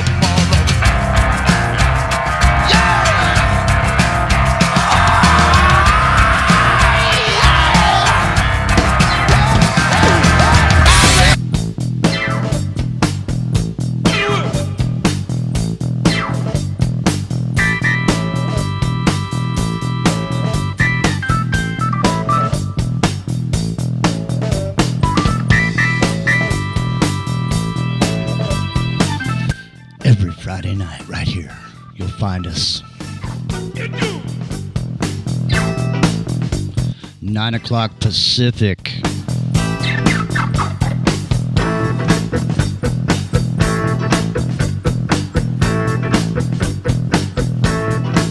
I live uptown. I live downtown. I live all around. I had money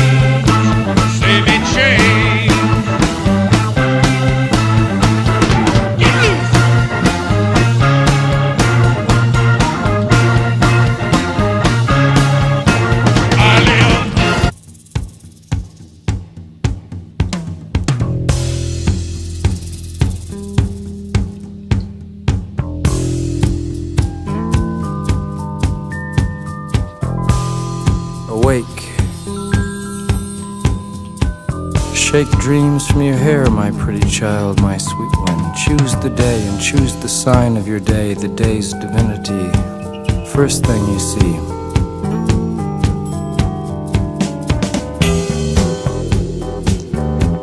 A vast, radiant beach and a cool, jeweled moon. Couples naked race down by its quiet side. And we laugh like soft, mad children, smug in the woolly cotton brains of infancy. The music and voices are all around us.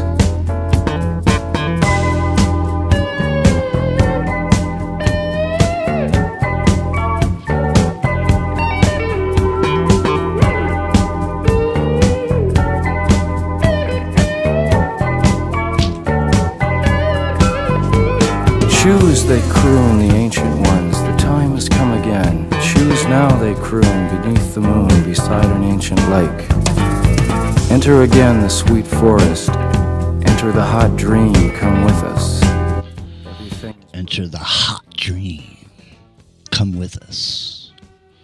Everything is broken up in dances. If the epic journeyman was here, he may bring up the dancing plague. But he's not here. I wouldn't be surprised if he pops back. If they said, you know what, Journeyman, thanks for bringing the pizzas. Why don't you just go ahead, man? We got it, bro. Let him go home. He works hard. The man works hard. He's one of the hardest working dudes I know. Him and Rio. And Bruce, actually. All three of them. You know, they might say I'm hardworking if you ask them. But I'm not going to say I am, but I'm just going to say I definitely did work hard this week. So I'm a little bit tired. I'm like Forrest Gump in that movie. I'm tired. I think I'll go home now. Indians scattered on the highway. Who knows? I used to live on a walk street in Venice, California, and there was a hotel there called the Morrison Hotel. And it was said that Jim Morrison lived in that hotel in this one room, and he wasn't there anymore when I lived there. But there was some guy in there who lived in that same area where it was said that Jim Morrison actually lived. There was a guy who was a writer, and he would just sit in there, and you'd walk, but no matter what time of the day or night it was, you'd hear the typewriter just ching, ching. He's constantly typing, and he would stick these giant place card things out the window on his on the walk street. So you'd walk by in the morning to go get your coffee, and there'd be this sign hanging there with some shit on it that he wrote.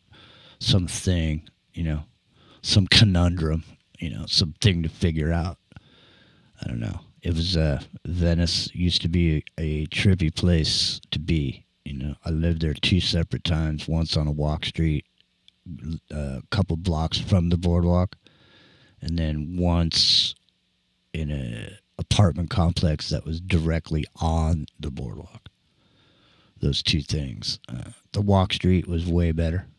The walk streets in Venice are super cool. The houses that are on them are they could be potentially really nice if they, you know, they gentrified the area, which they were trying to do at some point. They were trying to make it more Santa Monica-ish. But basically, I mean, when I lived there, it was said that each weekend over 1 million people just walked up and down the boardwalk there, you know. And so it's believable. I mean, there was a shitload of people, but there, I mean, realistically, you'd wonder why people are there. Like, why are they walking up and down there? It's because they heard there was some freaks over there. That's why. They heard there was Muscle Beach, you know, so there was always dudes over there. You know, back in the day, in the heyday of Venice, Muscle Beach, it was all Schwarzenegger, you know, over there flexing or whatever. doing angels on the rings, doing some pull-ups or whatever. But then, that was when Venice really, it wasn't very expensive there. So Schwarzenegger, at that time, he sat up in there and he just bought up a bunch of properties in Venice. So Schwarzenegger owned up a bunch of properties. And then he had, that's where the Gold Gym was and all that. And then up the street from there is, a really trendy shopping area at what point? Years, probably in the 90s, 95s, 94s when I was living there.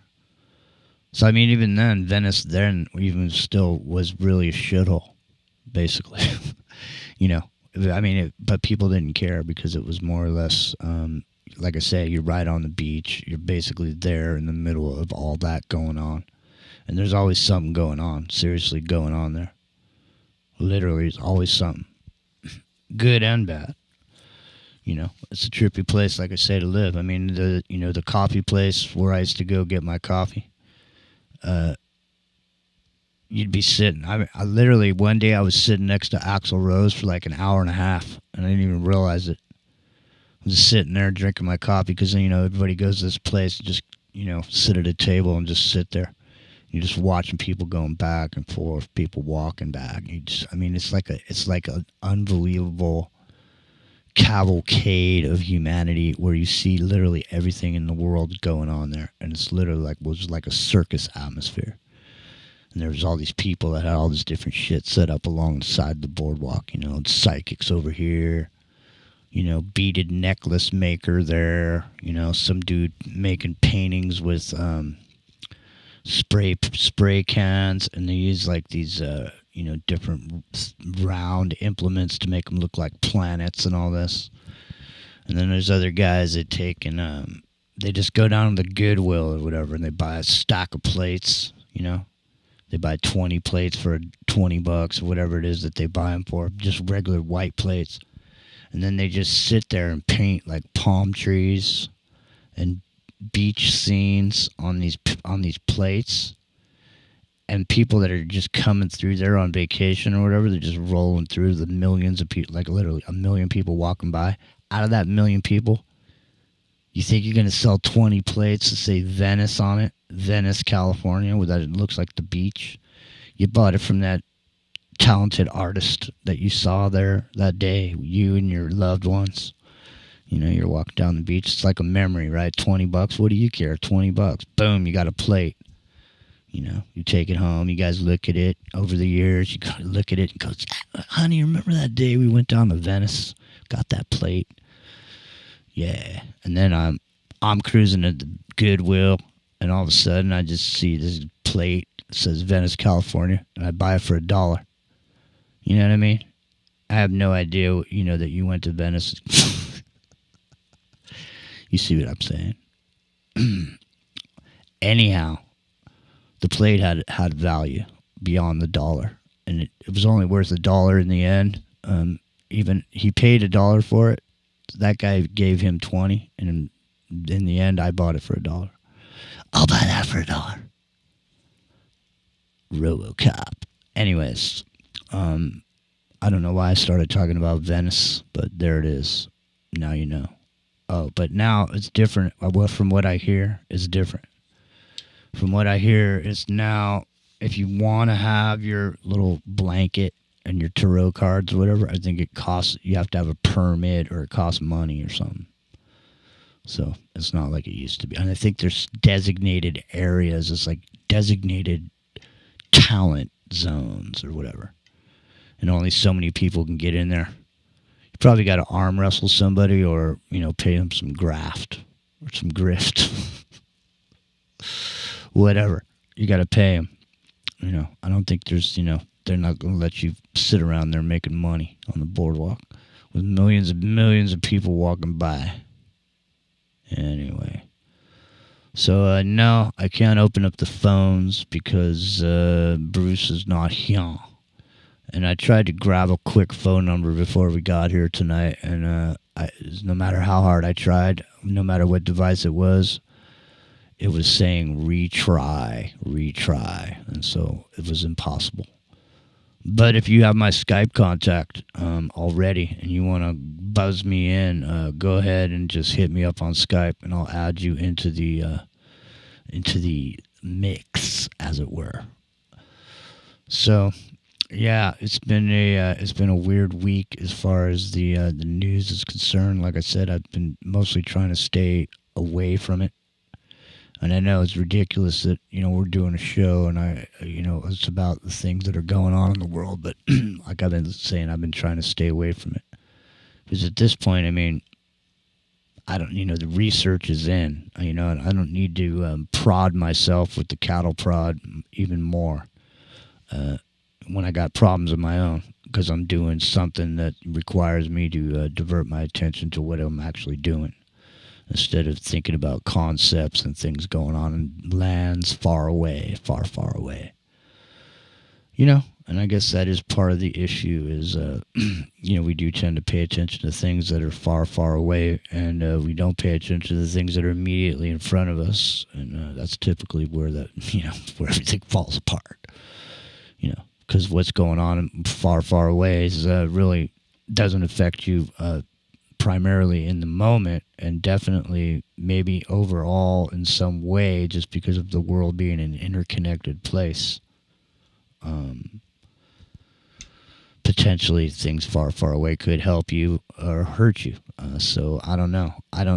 I just remember when I was a boy growing up, you only got certain things at certain times of the year. It's like you had to wait to get watermelon. You know what I mean? The watermelons, they weren't there when they weren't supposed to be. They only came at the time that they grew, because that was the time of the year that watermelons were growing. You get them at a certain time, and it tasted a certain way, no matter what you did. I mean, you can go buy watermelons from now until the end of time, and you'll never know what that watermelon I'm talking about tasted like, because it doesn't taste like what we call watermelon now. What we got now looks like watermelon. It's got water in it, and it's potentially similar, but it just doesn't hit like the old once-a-year watermelons. And, that's kind of the way it is. It's kind of a baseline for a lot of things, I think. Things don't taste the way they used to. Authentic watermelon. Exactly, Robin. Authentic watermelon tasting. So I don't know. It's too much for the mind to gather at this point. And I guess the point is if you never had that kind of watermelon, you wouldn't know the difference. And so what you have now is watermelon. And so you can't reference what I'm talking about. And that is, a rough place to be without a point of reference, So I don't know. Who the hell knows these days? One thing leads to another, as I say. So, just past here now, January 2nd was the 2nd year anniversary of a really super good friend of mine passing on. And he's really sorely missed Kev Baker from the Kev Baker Show. And he's been missed quite a bit, definitely by me, and I know by tens of thousands of other people, and hundreds or even millions of people whose lives he touched over the period of time in his career. He really, really was on the forefront of a lot of what people take for granted today as the so-called alternative media. And I just say, he really absolutely was a pioneer, and I was happy to be a part of, what was going on over there with him. And he was a super good friend of mine. And, I talked to his mom last week, and she's still, not doing too well about the whole thing. And, I can perfectly understand how she feels, and she said Ann and Kev Jr. was doing good. And so, I don't know. Things, things haven't been the same for me anyways, since Kev's been gone. He was a big part of my day, even if I wasn't on the show or I was just wherever I was, man. When it was 2 o'clock Pacific, I was going to tune in, because he's my bud, and I'd be there listening. And even if I wasn't on there with him or doing something. So,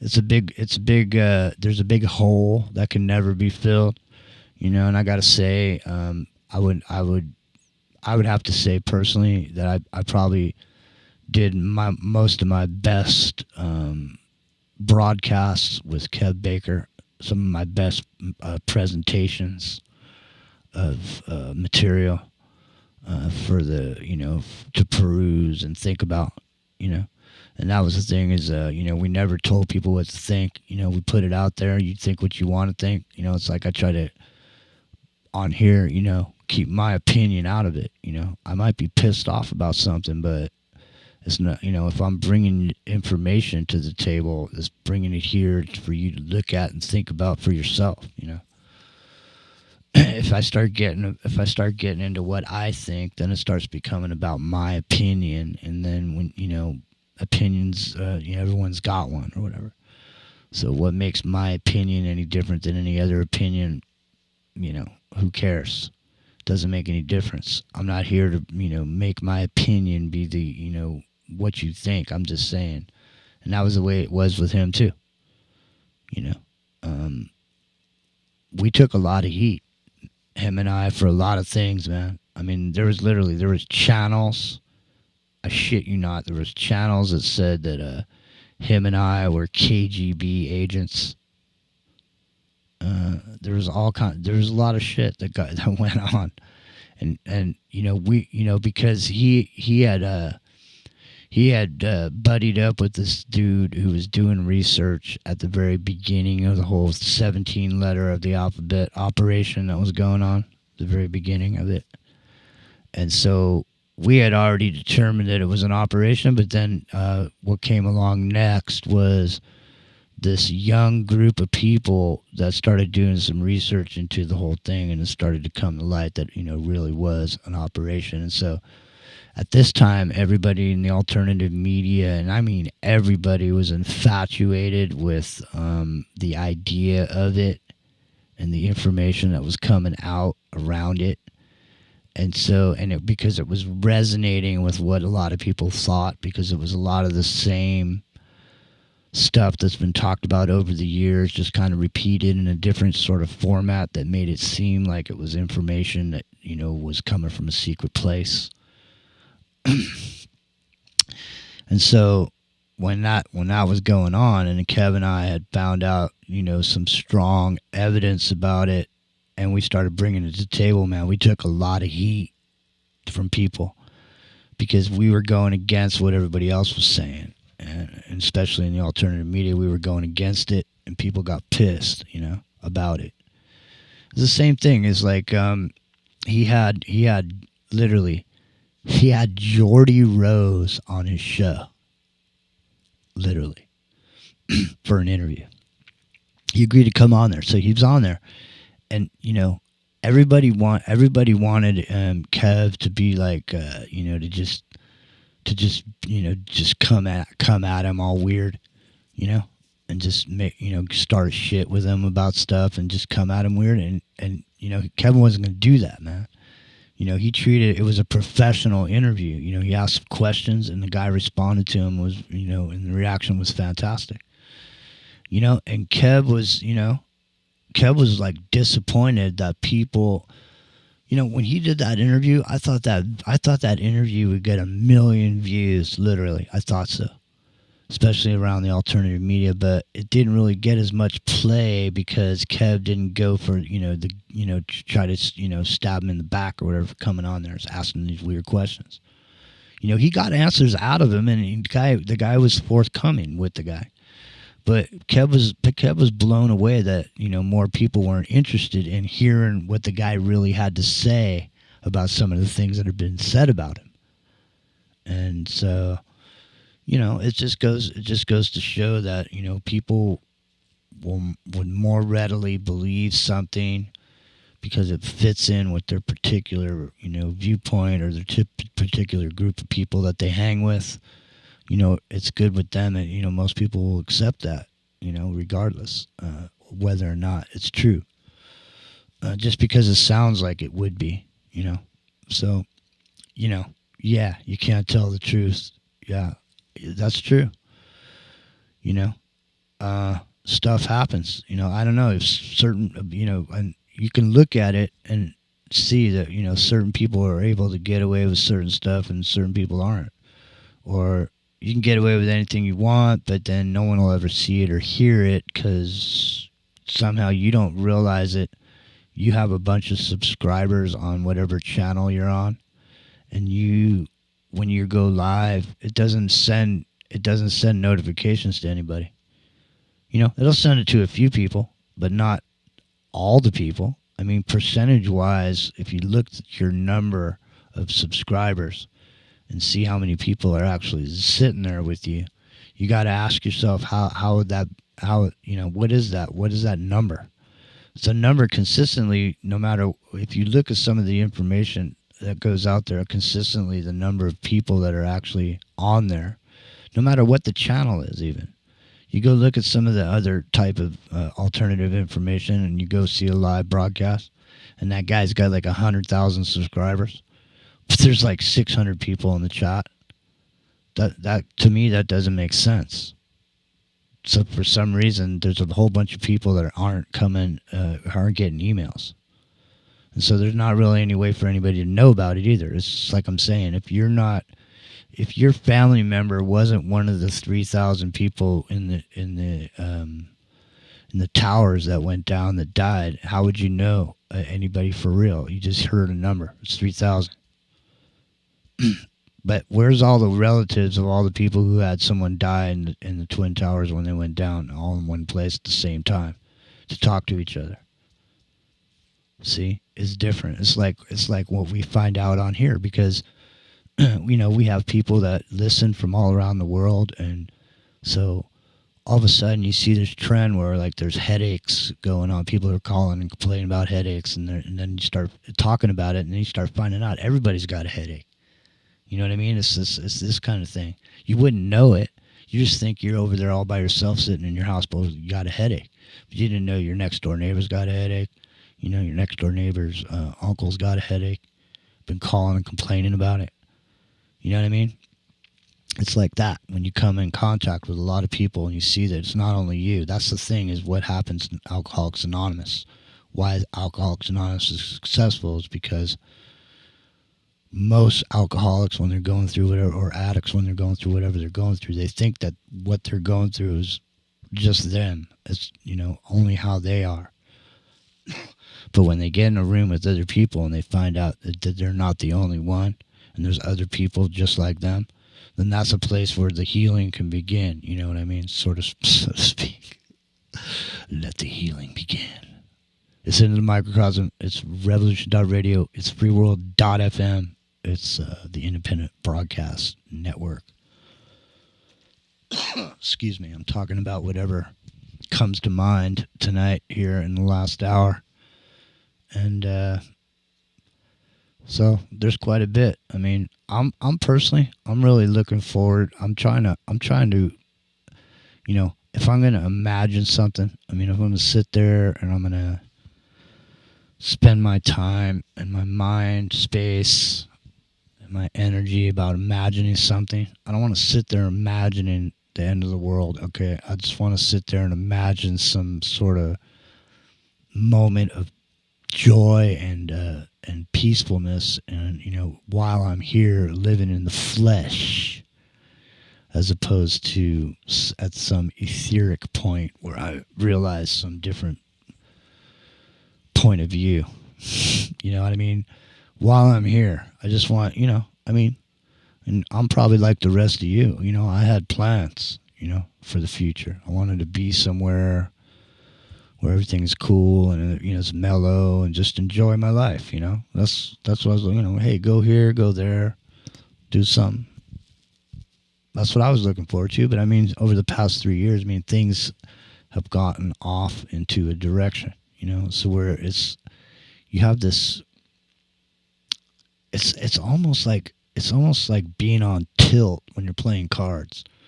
It's like you never feel like you can sit here and go, a couple, 3-4 months from now, I think I'm going to do this. Because, at this point, every single day that goes by, something comes up that happens that starts to, deteriorate anything that you have plans for because of something that may or may not be going on, even in the place that you're heading off to or whatever.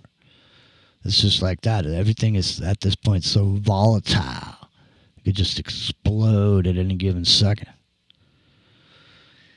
And so, I try not to, I'm trying to think of I don't know. At this point, I don't even know how to project into the new year, except for I'm trying to not think about things that'll be from a negative perspective anyway. It's just like when I was sick and I was going through my cancer treatment. And then, so after you go through all that and you get out of it, and now you're on the tail end of it. So now you got to go back every 90 days for a test. And it's nerve-wracking because the first part of the 90 days is 90 days away, and you don't know what's going to happen. So you're just going along, and then all of a sudden it gets to be like 30 days left, and then it's like 15 days. And now comes the moment of truth for you, because now, and this is what I had to do. What I had to do is I had to make sure that as that test was coming up, that I never, ever thought about it. I never thought about it being there. I never thought about it coming back. I never worried about it, no matter what happened. If I started to even remotely start to think about that, I would make myself not think about it and not project that shit. Because the universe will supply you with whatever you're, wherever you're focusing your energy on. So if you want to, I'm a firm believer in it. Whether or not it happened or had an effect, I don't know. It doesn't matter. But I'm a firm believer that whatever you concentrate on is exactly what you're going to get. Because you're a powerful individual on Earth. You have powers far beyond those of mortal men and women. Because you are, a reflection of everybody else. And you are a child of God. And everybody is here doing the same thing. They just might not look like what you're doing, but it's exactly the same thing. Everyone's here right now in this moment doing exactly the same thing. Like I say, it just looks different. Like I said, I bought that plate at the Goodwill. It said Venice, California on it because I used to live in Venice, but I didn't know it got there because two people went to Venice on such and such a day, and it was a special day for him that day because that was the day that Bobby asked Sue to marry him or whatever, Who knows? It's just a plate to me, but there's actually something there going on. I don't know. I just keep one foot in front of the other and try to keep going. And like I said, even if you can only crawl an inch today, if you're moving in the right direction towards whatever it is, the greatest secret in the world talk is about that very thing, about the moving towards the goal, and that being the key ingredient of the 1% that are successful, is that they all write down what they're gonna do and they keep moving towards it, and that if you do that and you do it every day, eventually you will reach your goal. You will have to reach your goal eventually. So you have to do it every day. In, like he says in the thing, 1 inch. Even if you're moving 1 inch, it doesn't matter. Just doing something, you know. And the other thing was, was writing it down and having it on a piece of paper. And then when you're feeling low or whatever, you just pull your wallet out and just pull that piece of paper out and just look at it. You know, as a motivator. I don't know. It could be whatever, man. It could be laying under a palm tree somewhere like Epic Journeyman, you know, right on the beach in Maui, you know. He's like the phoenix. He's rising out of the ashes, and he's going over there, and he's got a new spot, and it's right, you know, like you said, it's on the sand, basically. So I might have to go pay him a visit, you know. I might have to. I've been saying I'm gonna. We even talked about it. He was gonna talk to these hotel people about getting, you know, rooms at a good rate. This is obviously before the fire, though. But he was gonna get rooms at a good rate, and then we were all just converge over there and just go check it out. But then a thing happened, so who knows? It's in the microcosm.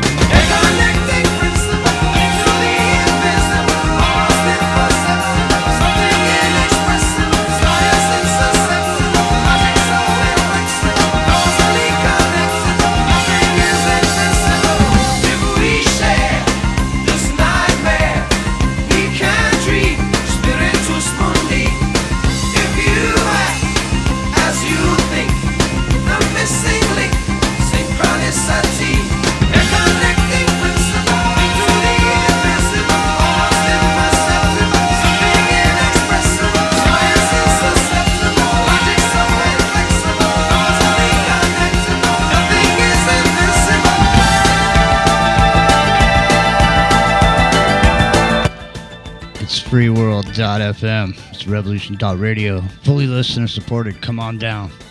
Become a patron. Come on down. Become a supporter. Free speech 48 hours a day. Studio A, Studio B. Some great shows, too. Come on down. Hey, listen, even if you don't have a few bucks, maybe you could share it out. Let people know about it. It's in the microcosm. Friday night.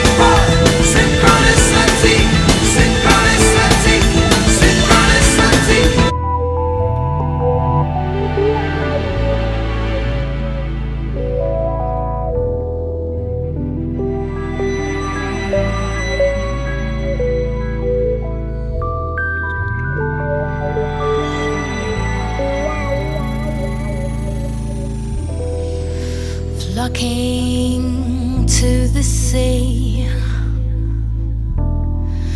crowds of people wait for me. Seagulls scavenge still ice cream. Worries vanish within my dream. I lift my soul down by the sea. I lost control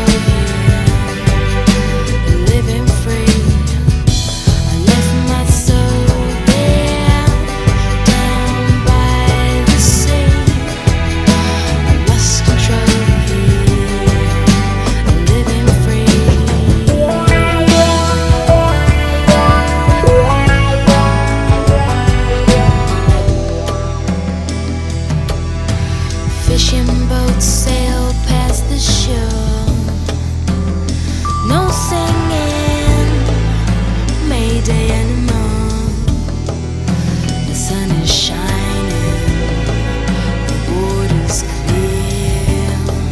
Just you and I walk along the pier. Left my soul there. See, that's what I'm talking about right there, boy. Whew. I'm feeling like I'm starting to relax a little bit.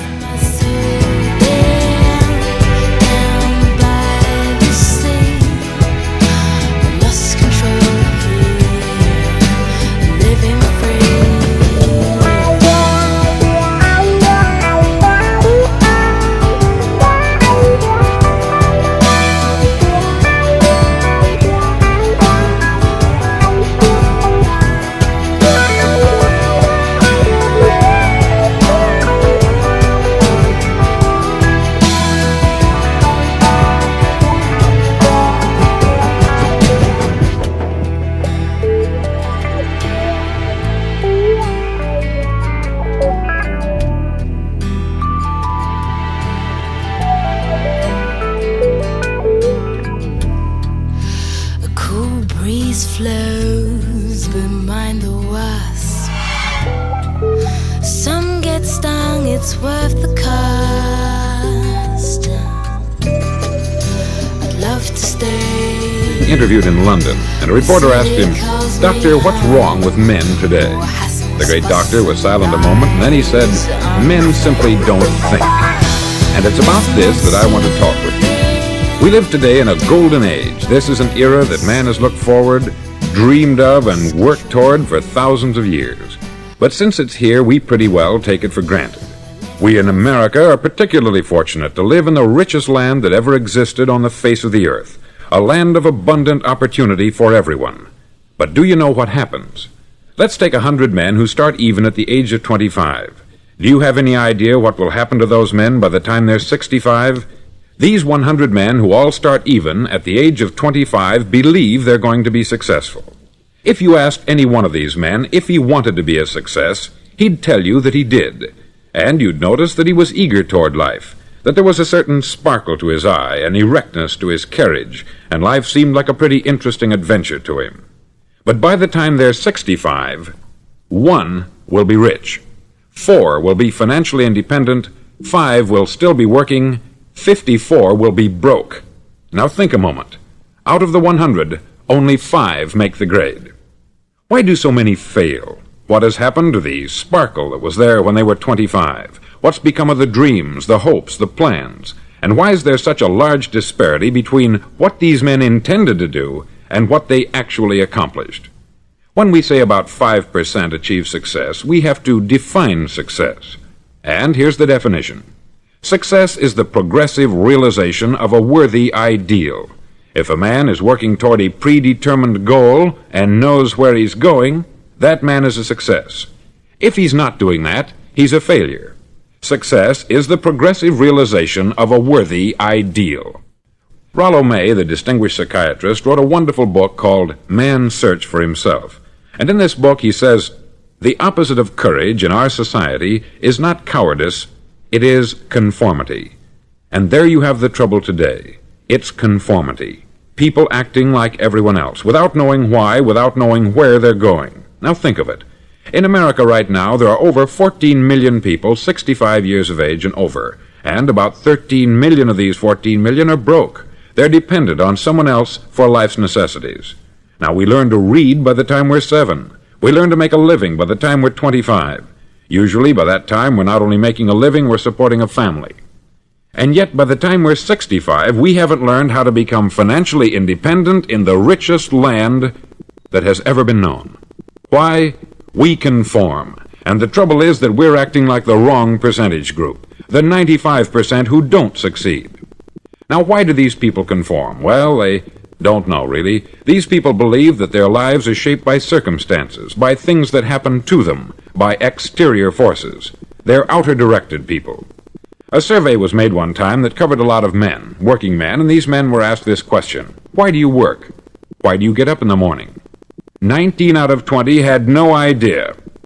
If you ask them, they'll say, everyone goes to work in the morning. And that's the reason they do it, because everyone else is doing it. Now let's get back to our definition of success. Who succeeds? The only man who succeeds is the man who is progressively realizing a worthy ideal. He's the man who says, I'm going to become this, and then begins to work toward that goal. I'll tell you who the successful people are. A success is the school teacher who's teaching school because that's what she wanted to do. The success is the woman who's a wife and mother because she wanted to become a wife and mother and is doing a good job of it. The success is the man who runs the corner gas station because that's what he wanted to do. The success is the successful salesman who wants to become a top-notch salesman and grow and build with his organization. A success is anyone who is doing deliberately a predetermined job because that's what he decided to do deliberately.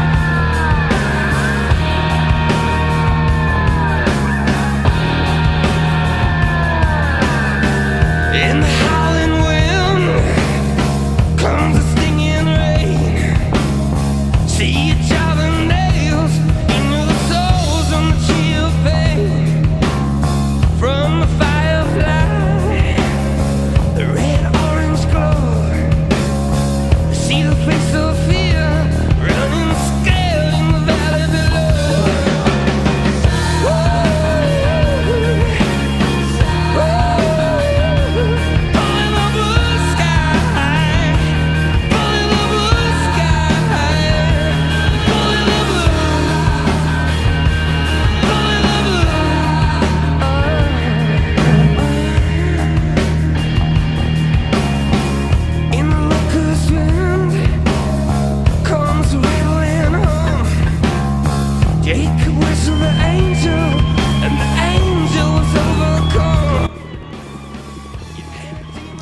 What is that sound?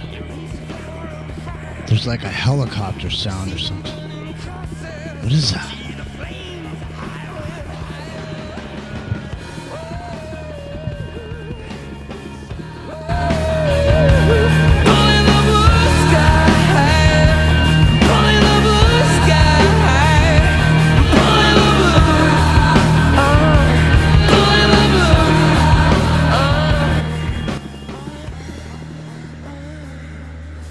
I think I figured it out. At least something. I got it. I figured it out. The sky listen to me. His face red like a rose on a thorn bush, like all the colors of a royal flush. And it's peeling off those dollar bills, slapping them down. 100, 200. And I can see those fighter planes. And I can see those fighter planes across the mud huts with children sleep, through the alleys of quiet city street. We take the staircase to the first floor and turn the key and slowly unlock the door. As the man breathes into his saxophone, and through the walls we hear the city groan. Outside it's America. Outside it's America.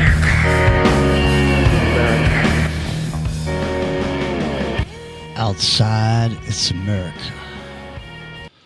Santa Cruz, California. That's where I'm from. And I am by the sea, so I could go down and hang by the palm tree if I want. But you don't, for some reason. I've lived at the beach quite a bit. And it's when you live at the beach, it's not like when you don't. Because you gotta go to the beach. When you don't live there, it's like a whole thing. Let's go to the beach. Everybody gets their chairs and all that. Rafts, towels, sand buckets and shovels and all that. Pile in the car and roll over to the beach.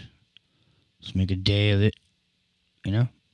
But when you live there, you're like, man, I'm out of here. Because every weekend, everybody comes there and they just invade. Not that it's bad. I mean, obviously, the economy thrives off people invading. But then they go home and, we're left to clean up the mess. Hey, Geraldine, what's happening? Good to see you. Thanks for stopping by. Yeah, so, but, the thing about the beach here, too, is like I was saying, Epic Journeyman's got it made because over there the water's warm. And down in San Diego the water's warm, you know.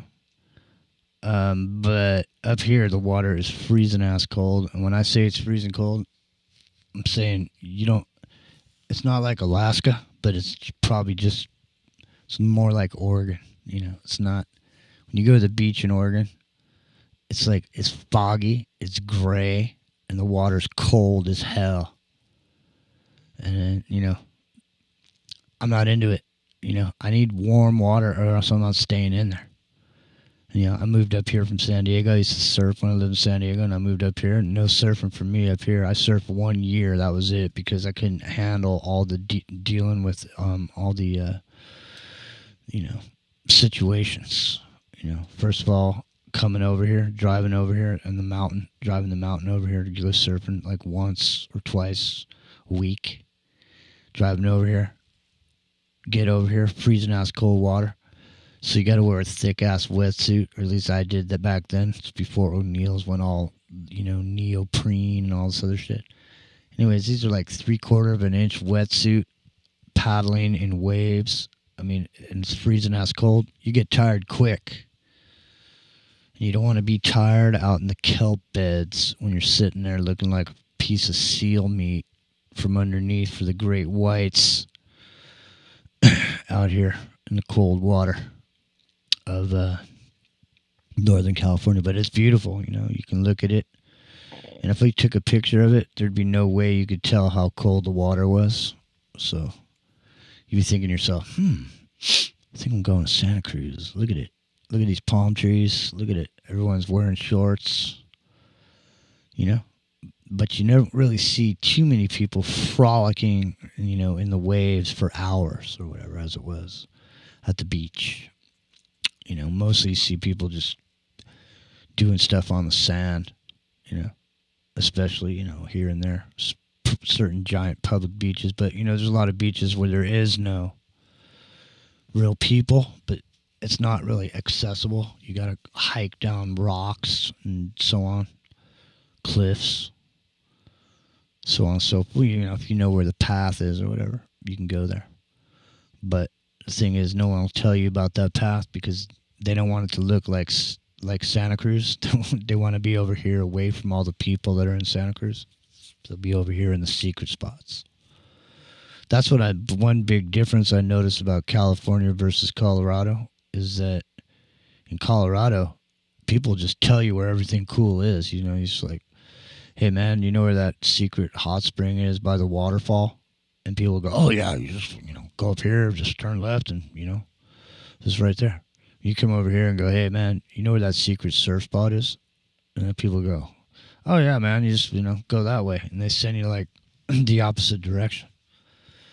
But I guess that's the big difference between California surfers and Coloradans. Colorado people want you to enjoy it. You know, there's a shitload of people in the Denver on the eastern slope, but on the western slope, there's hardly anybody over there. And it's, you know, peaceful and hardly any people per square mile.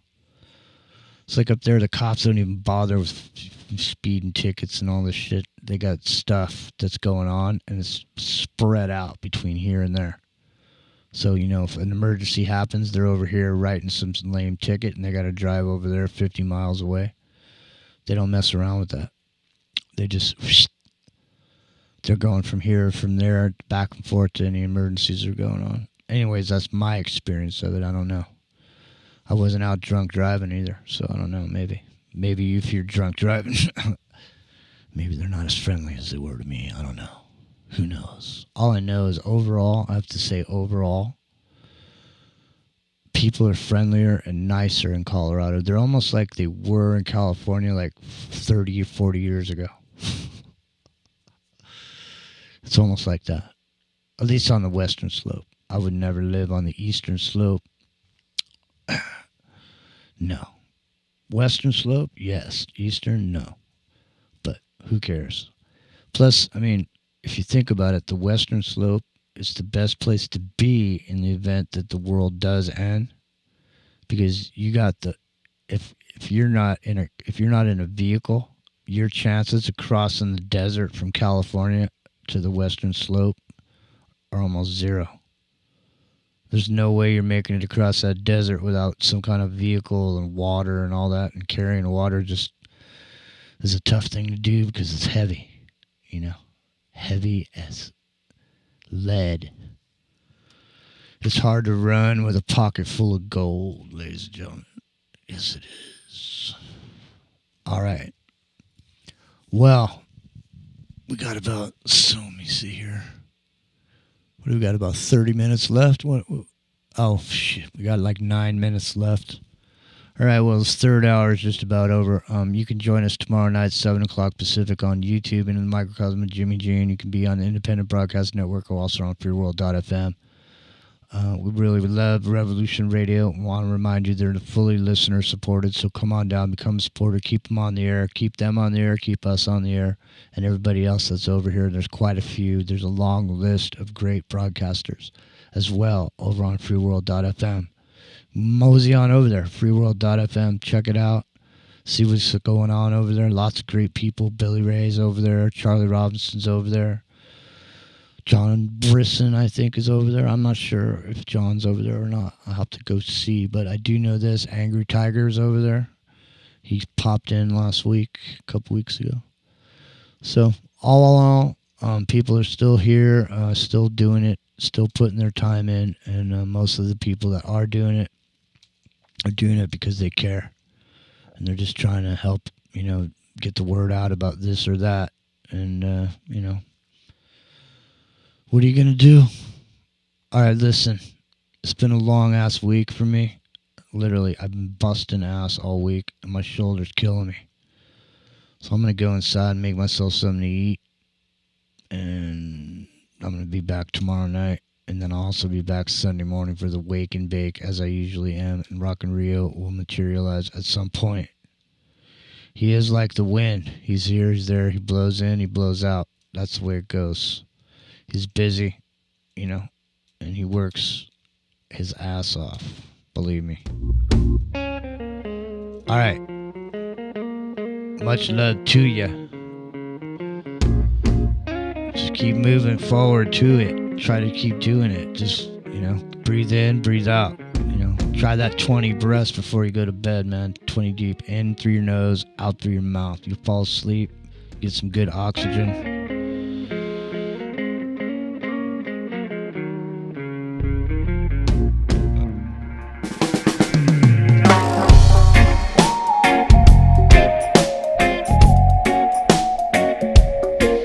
Santa Cruz style.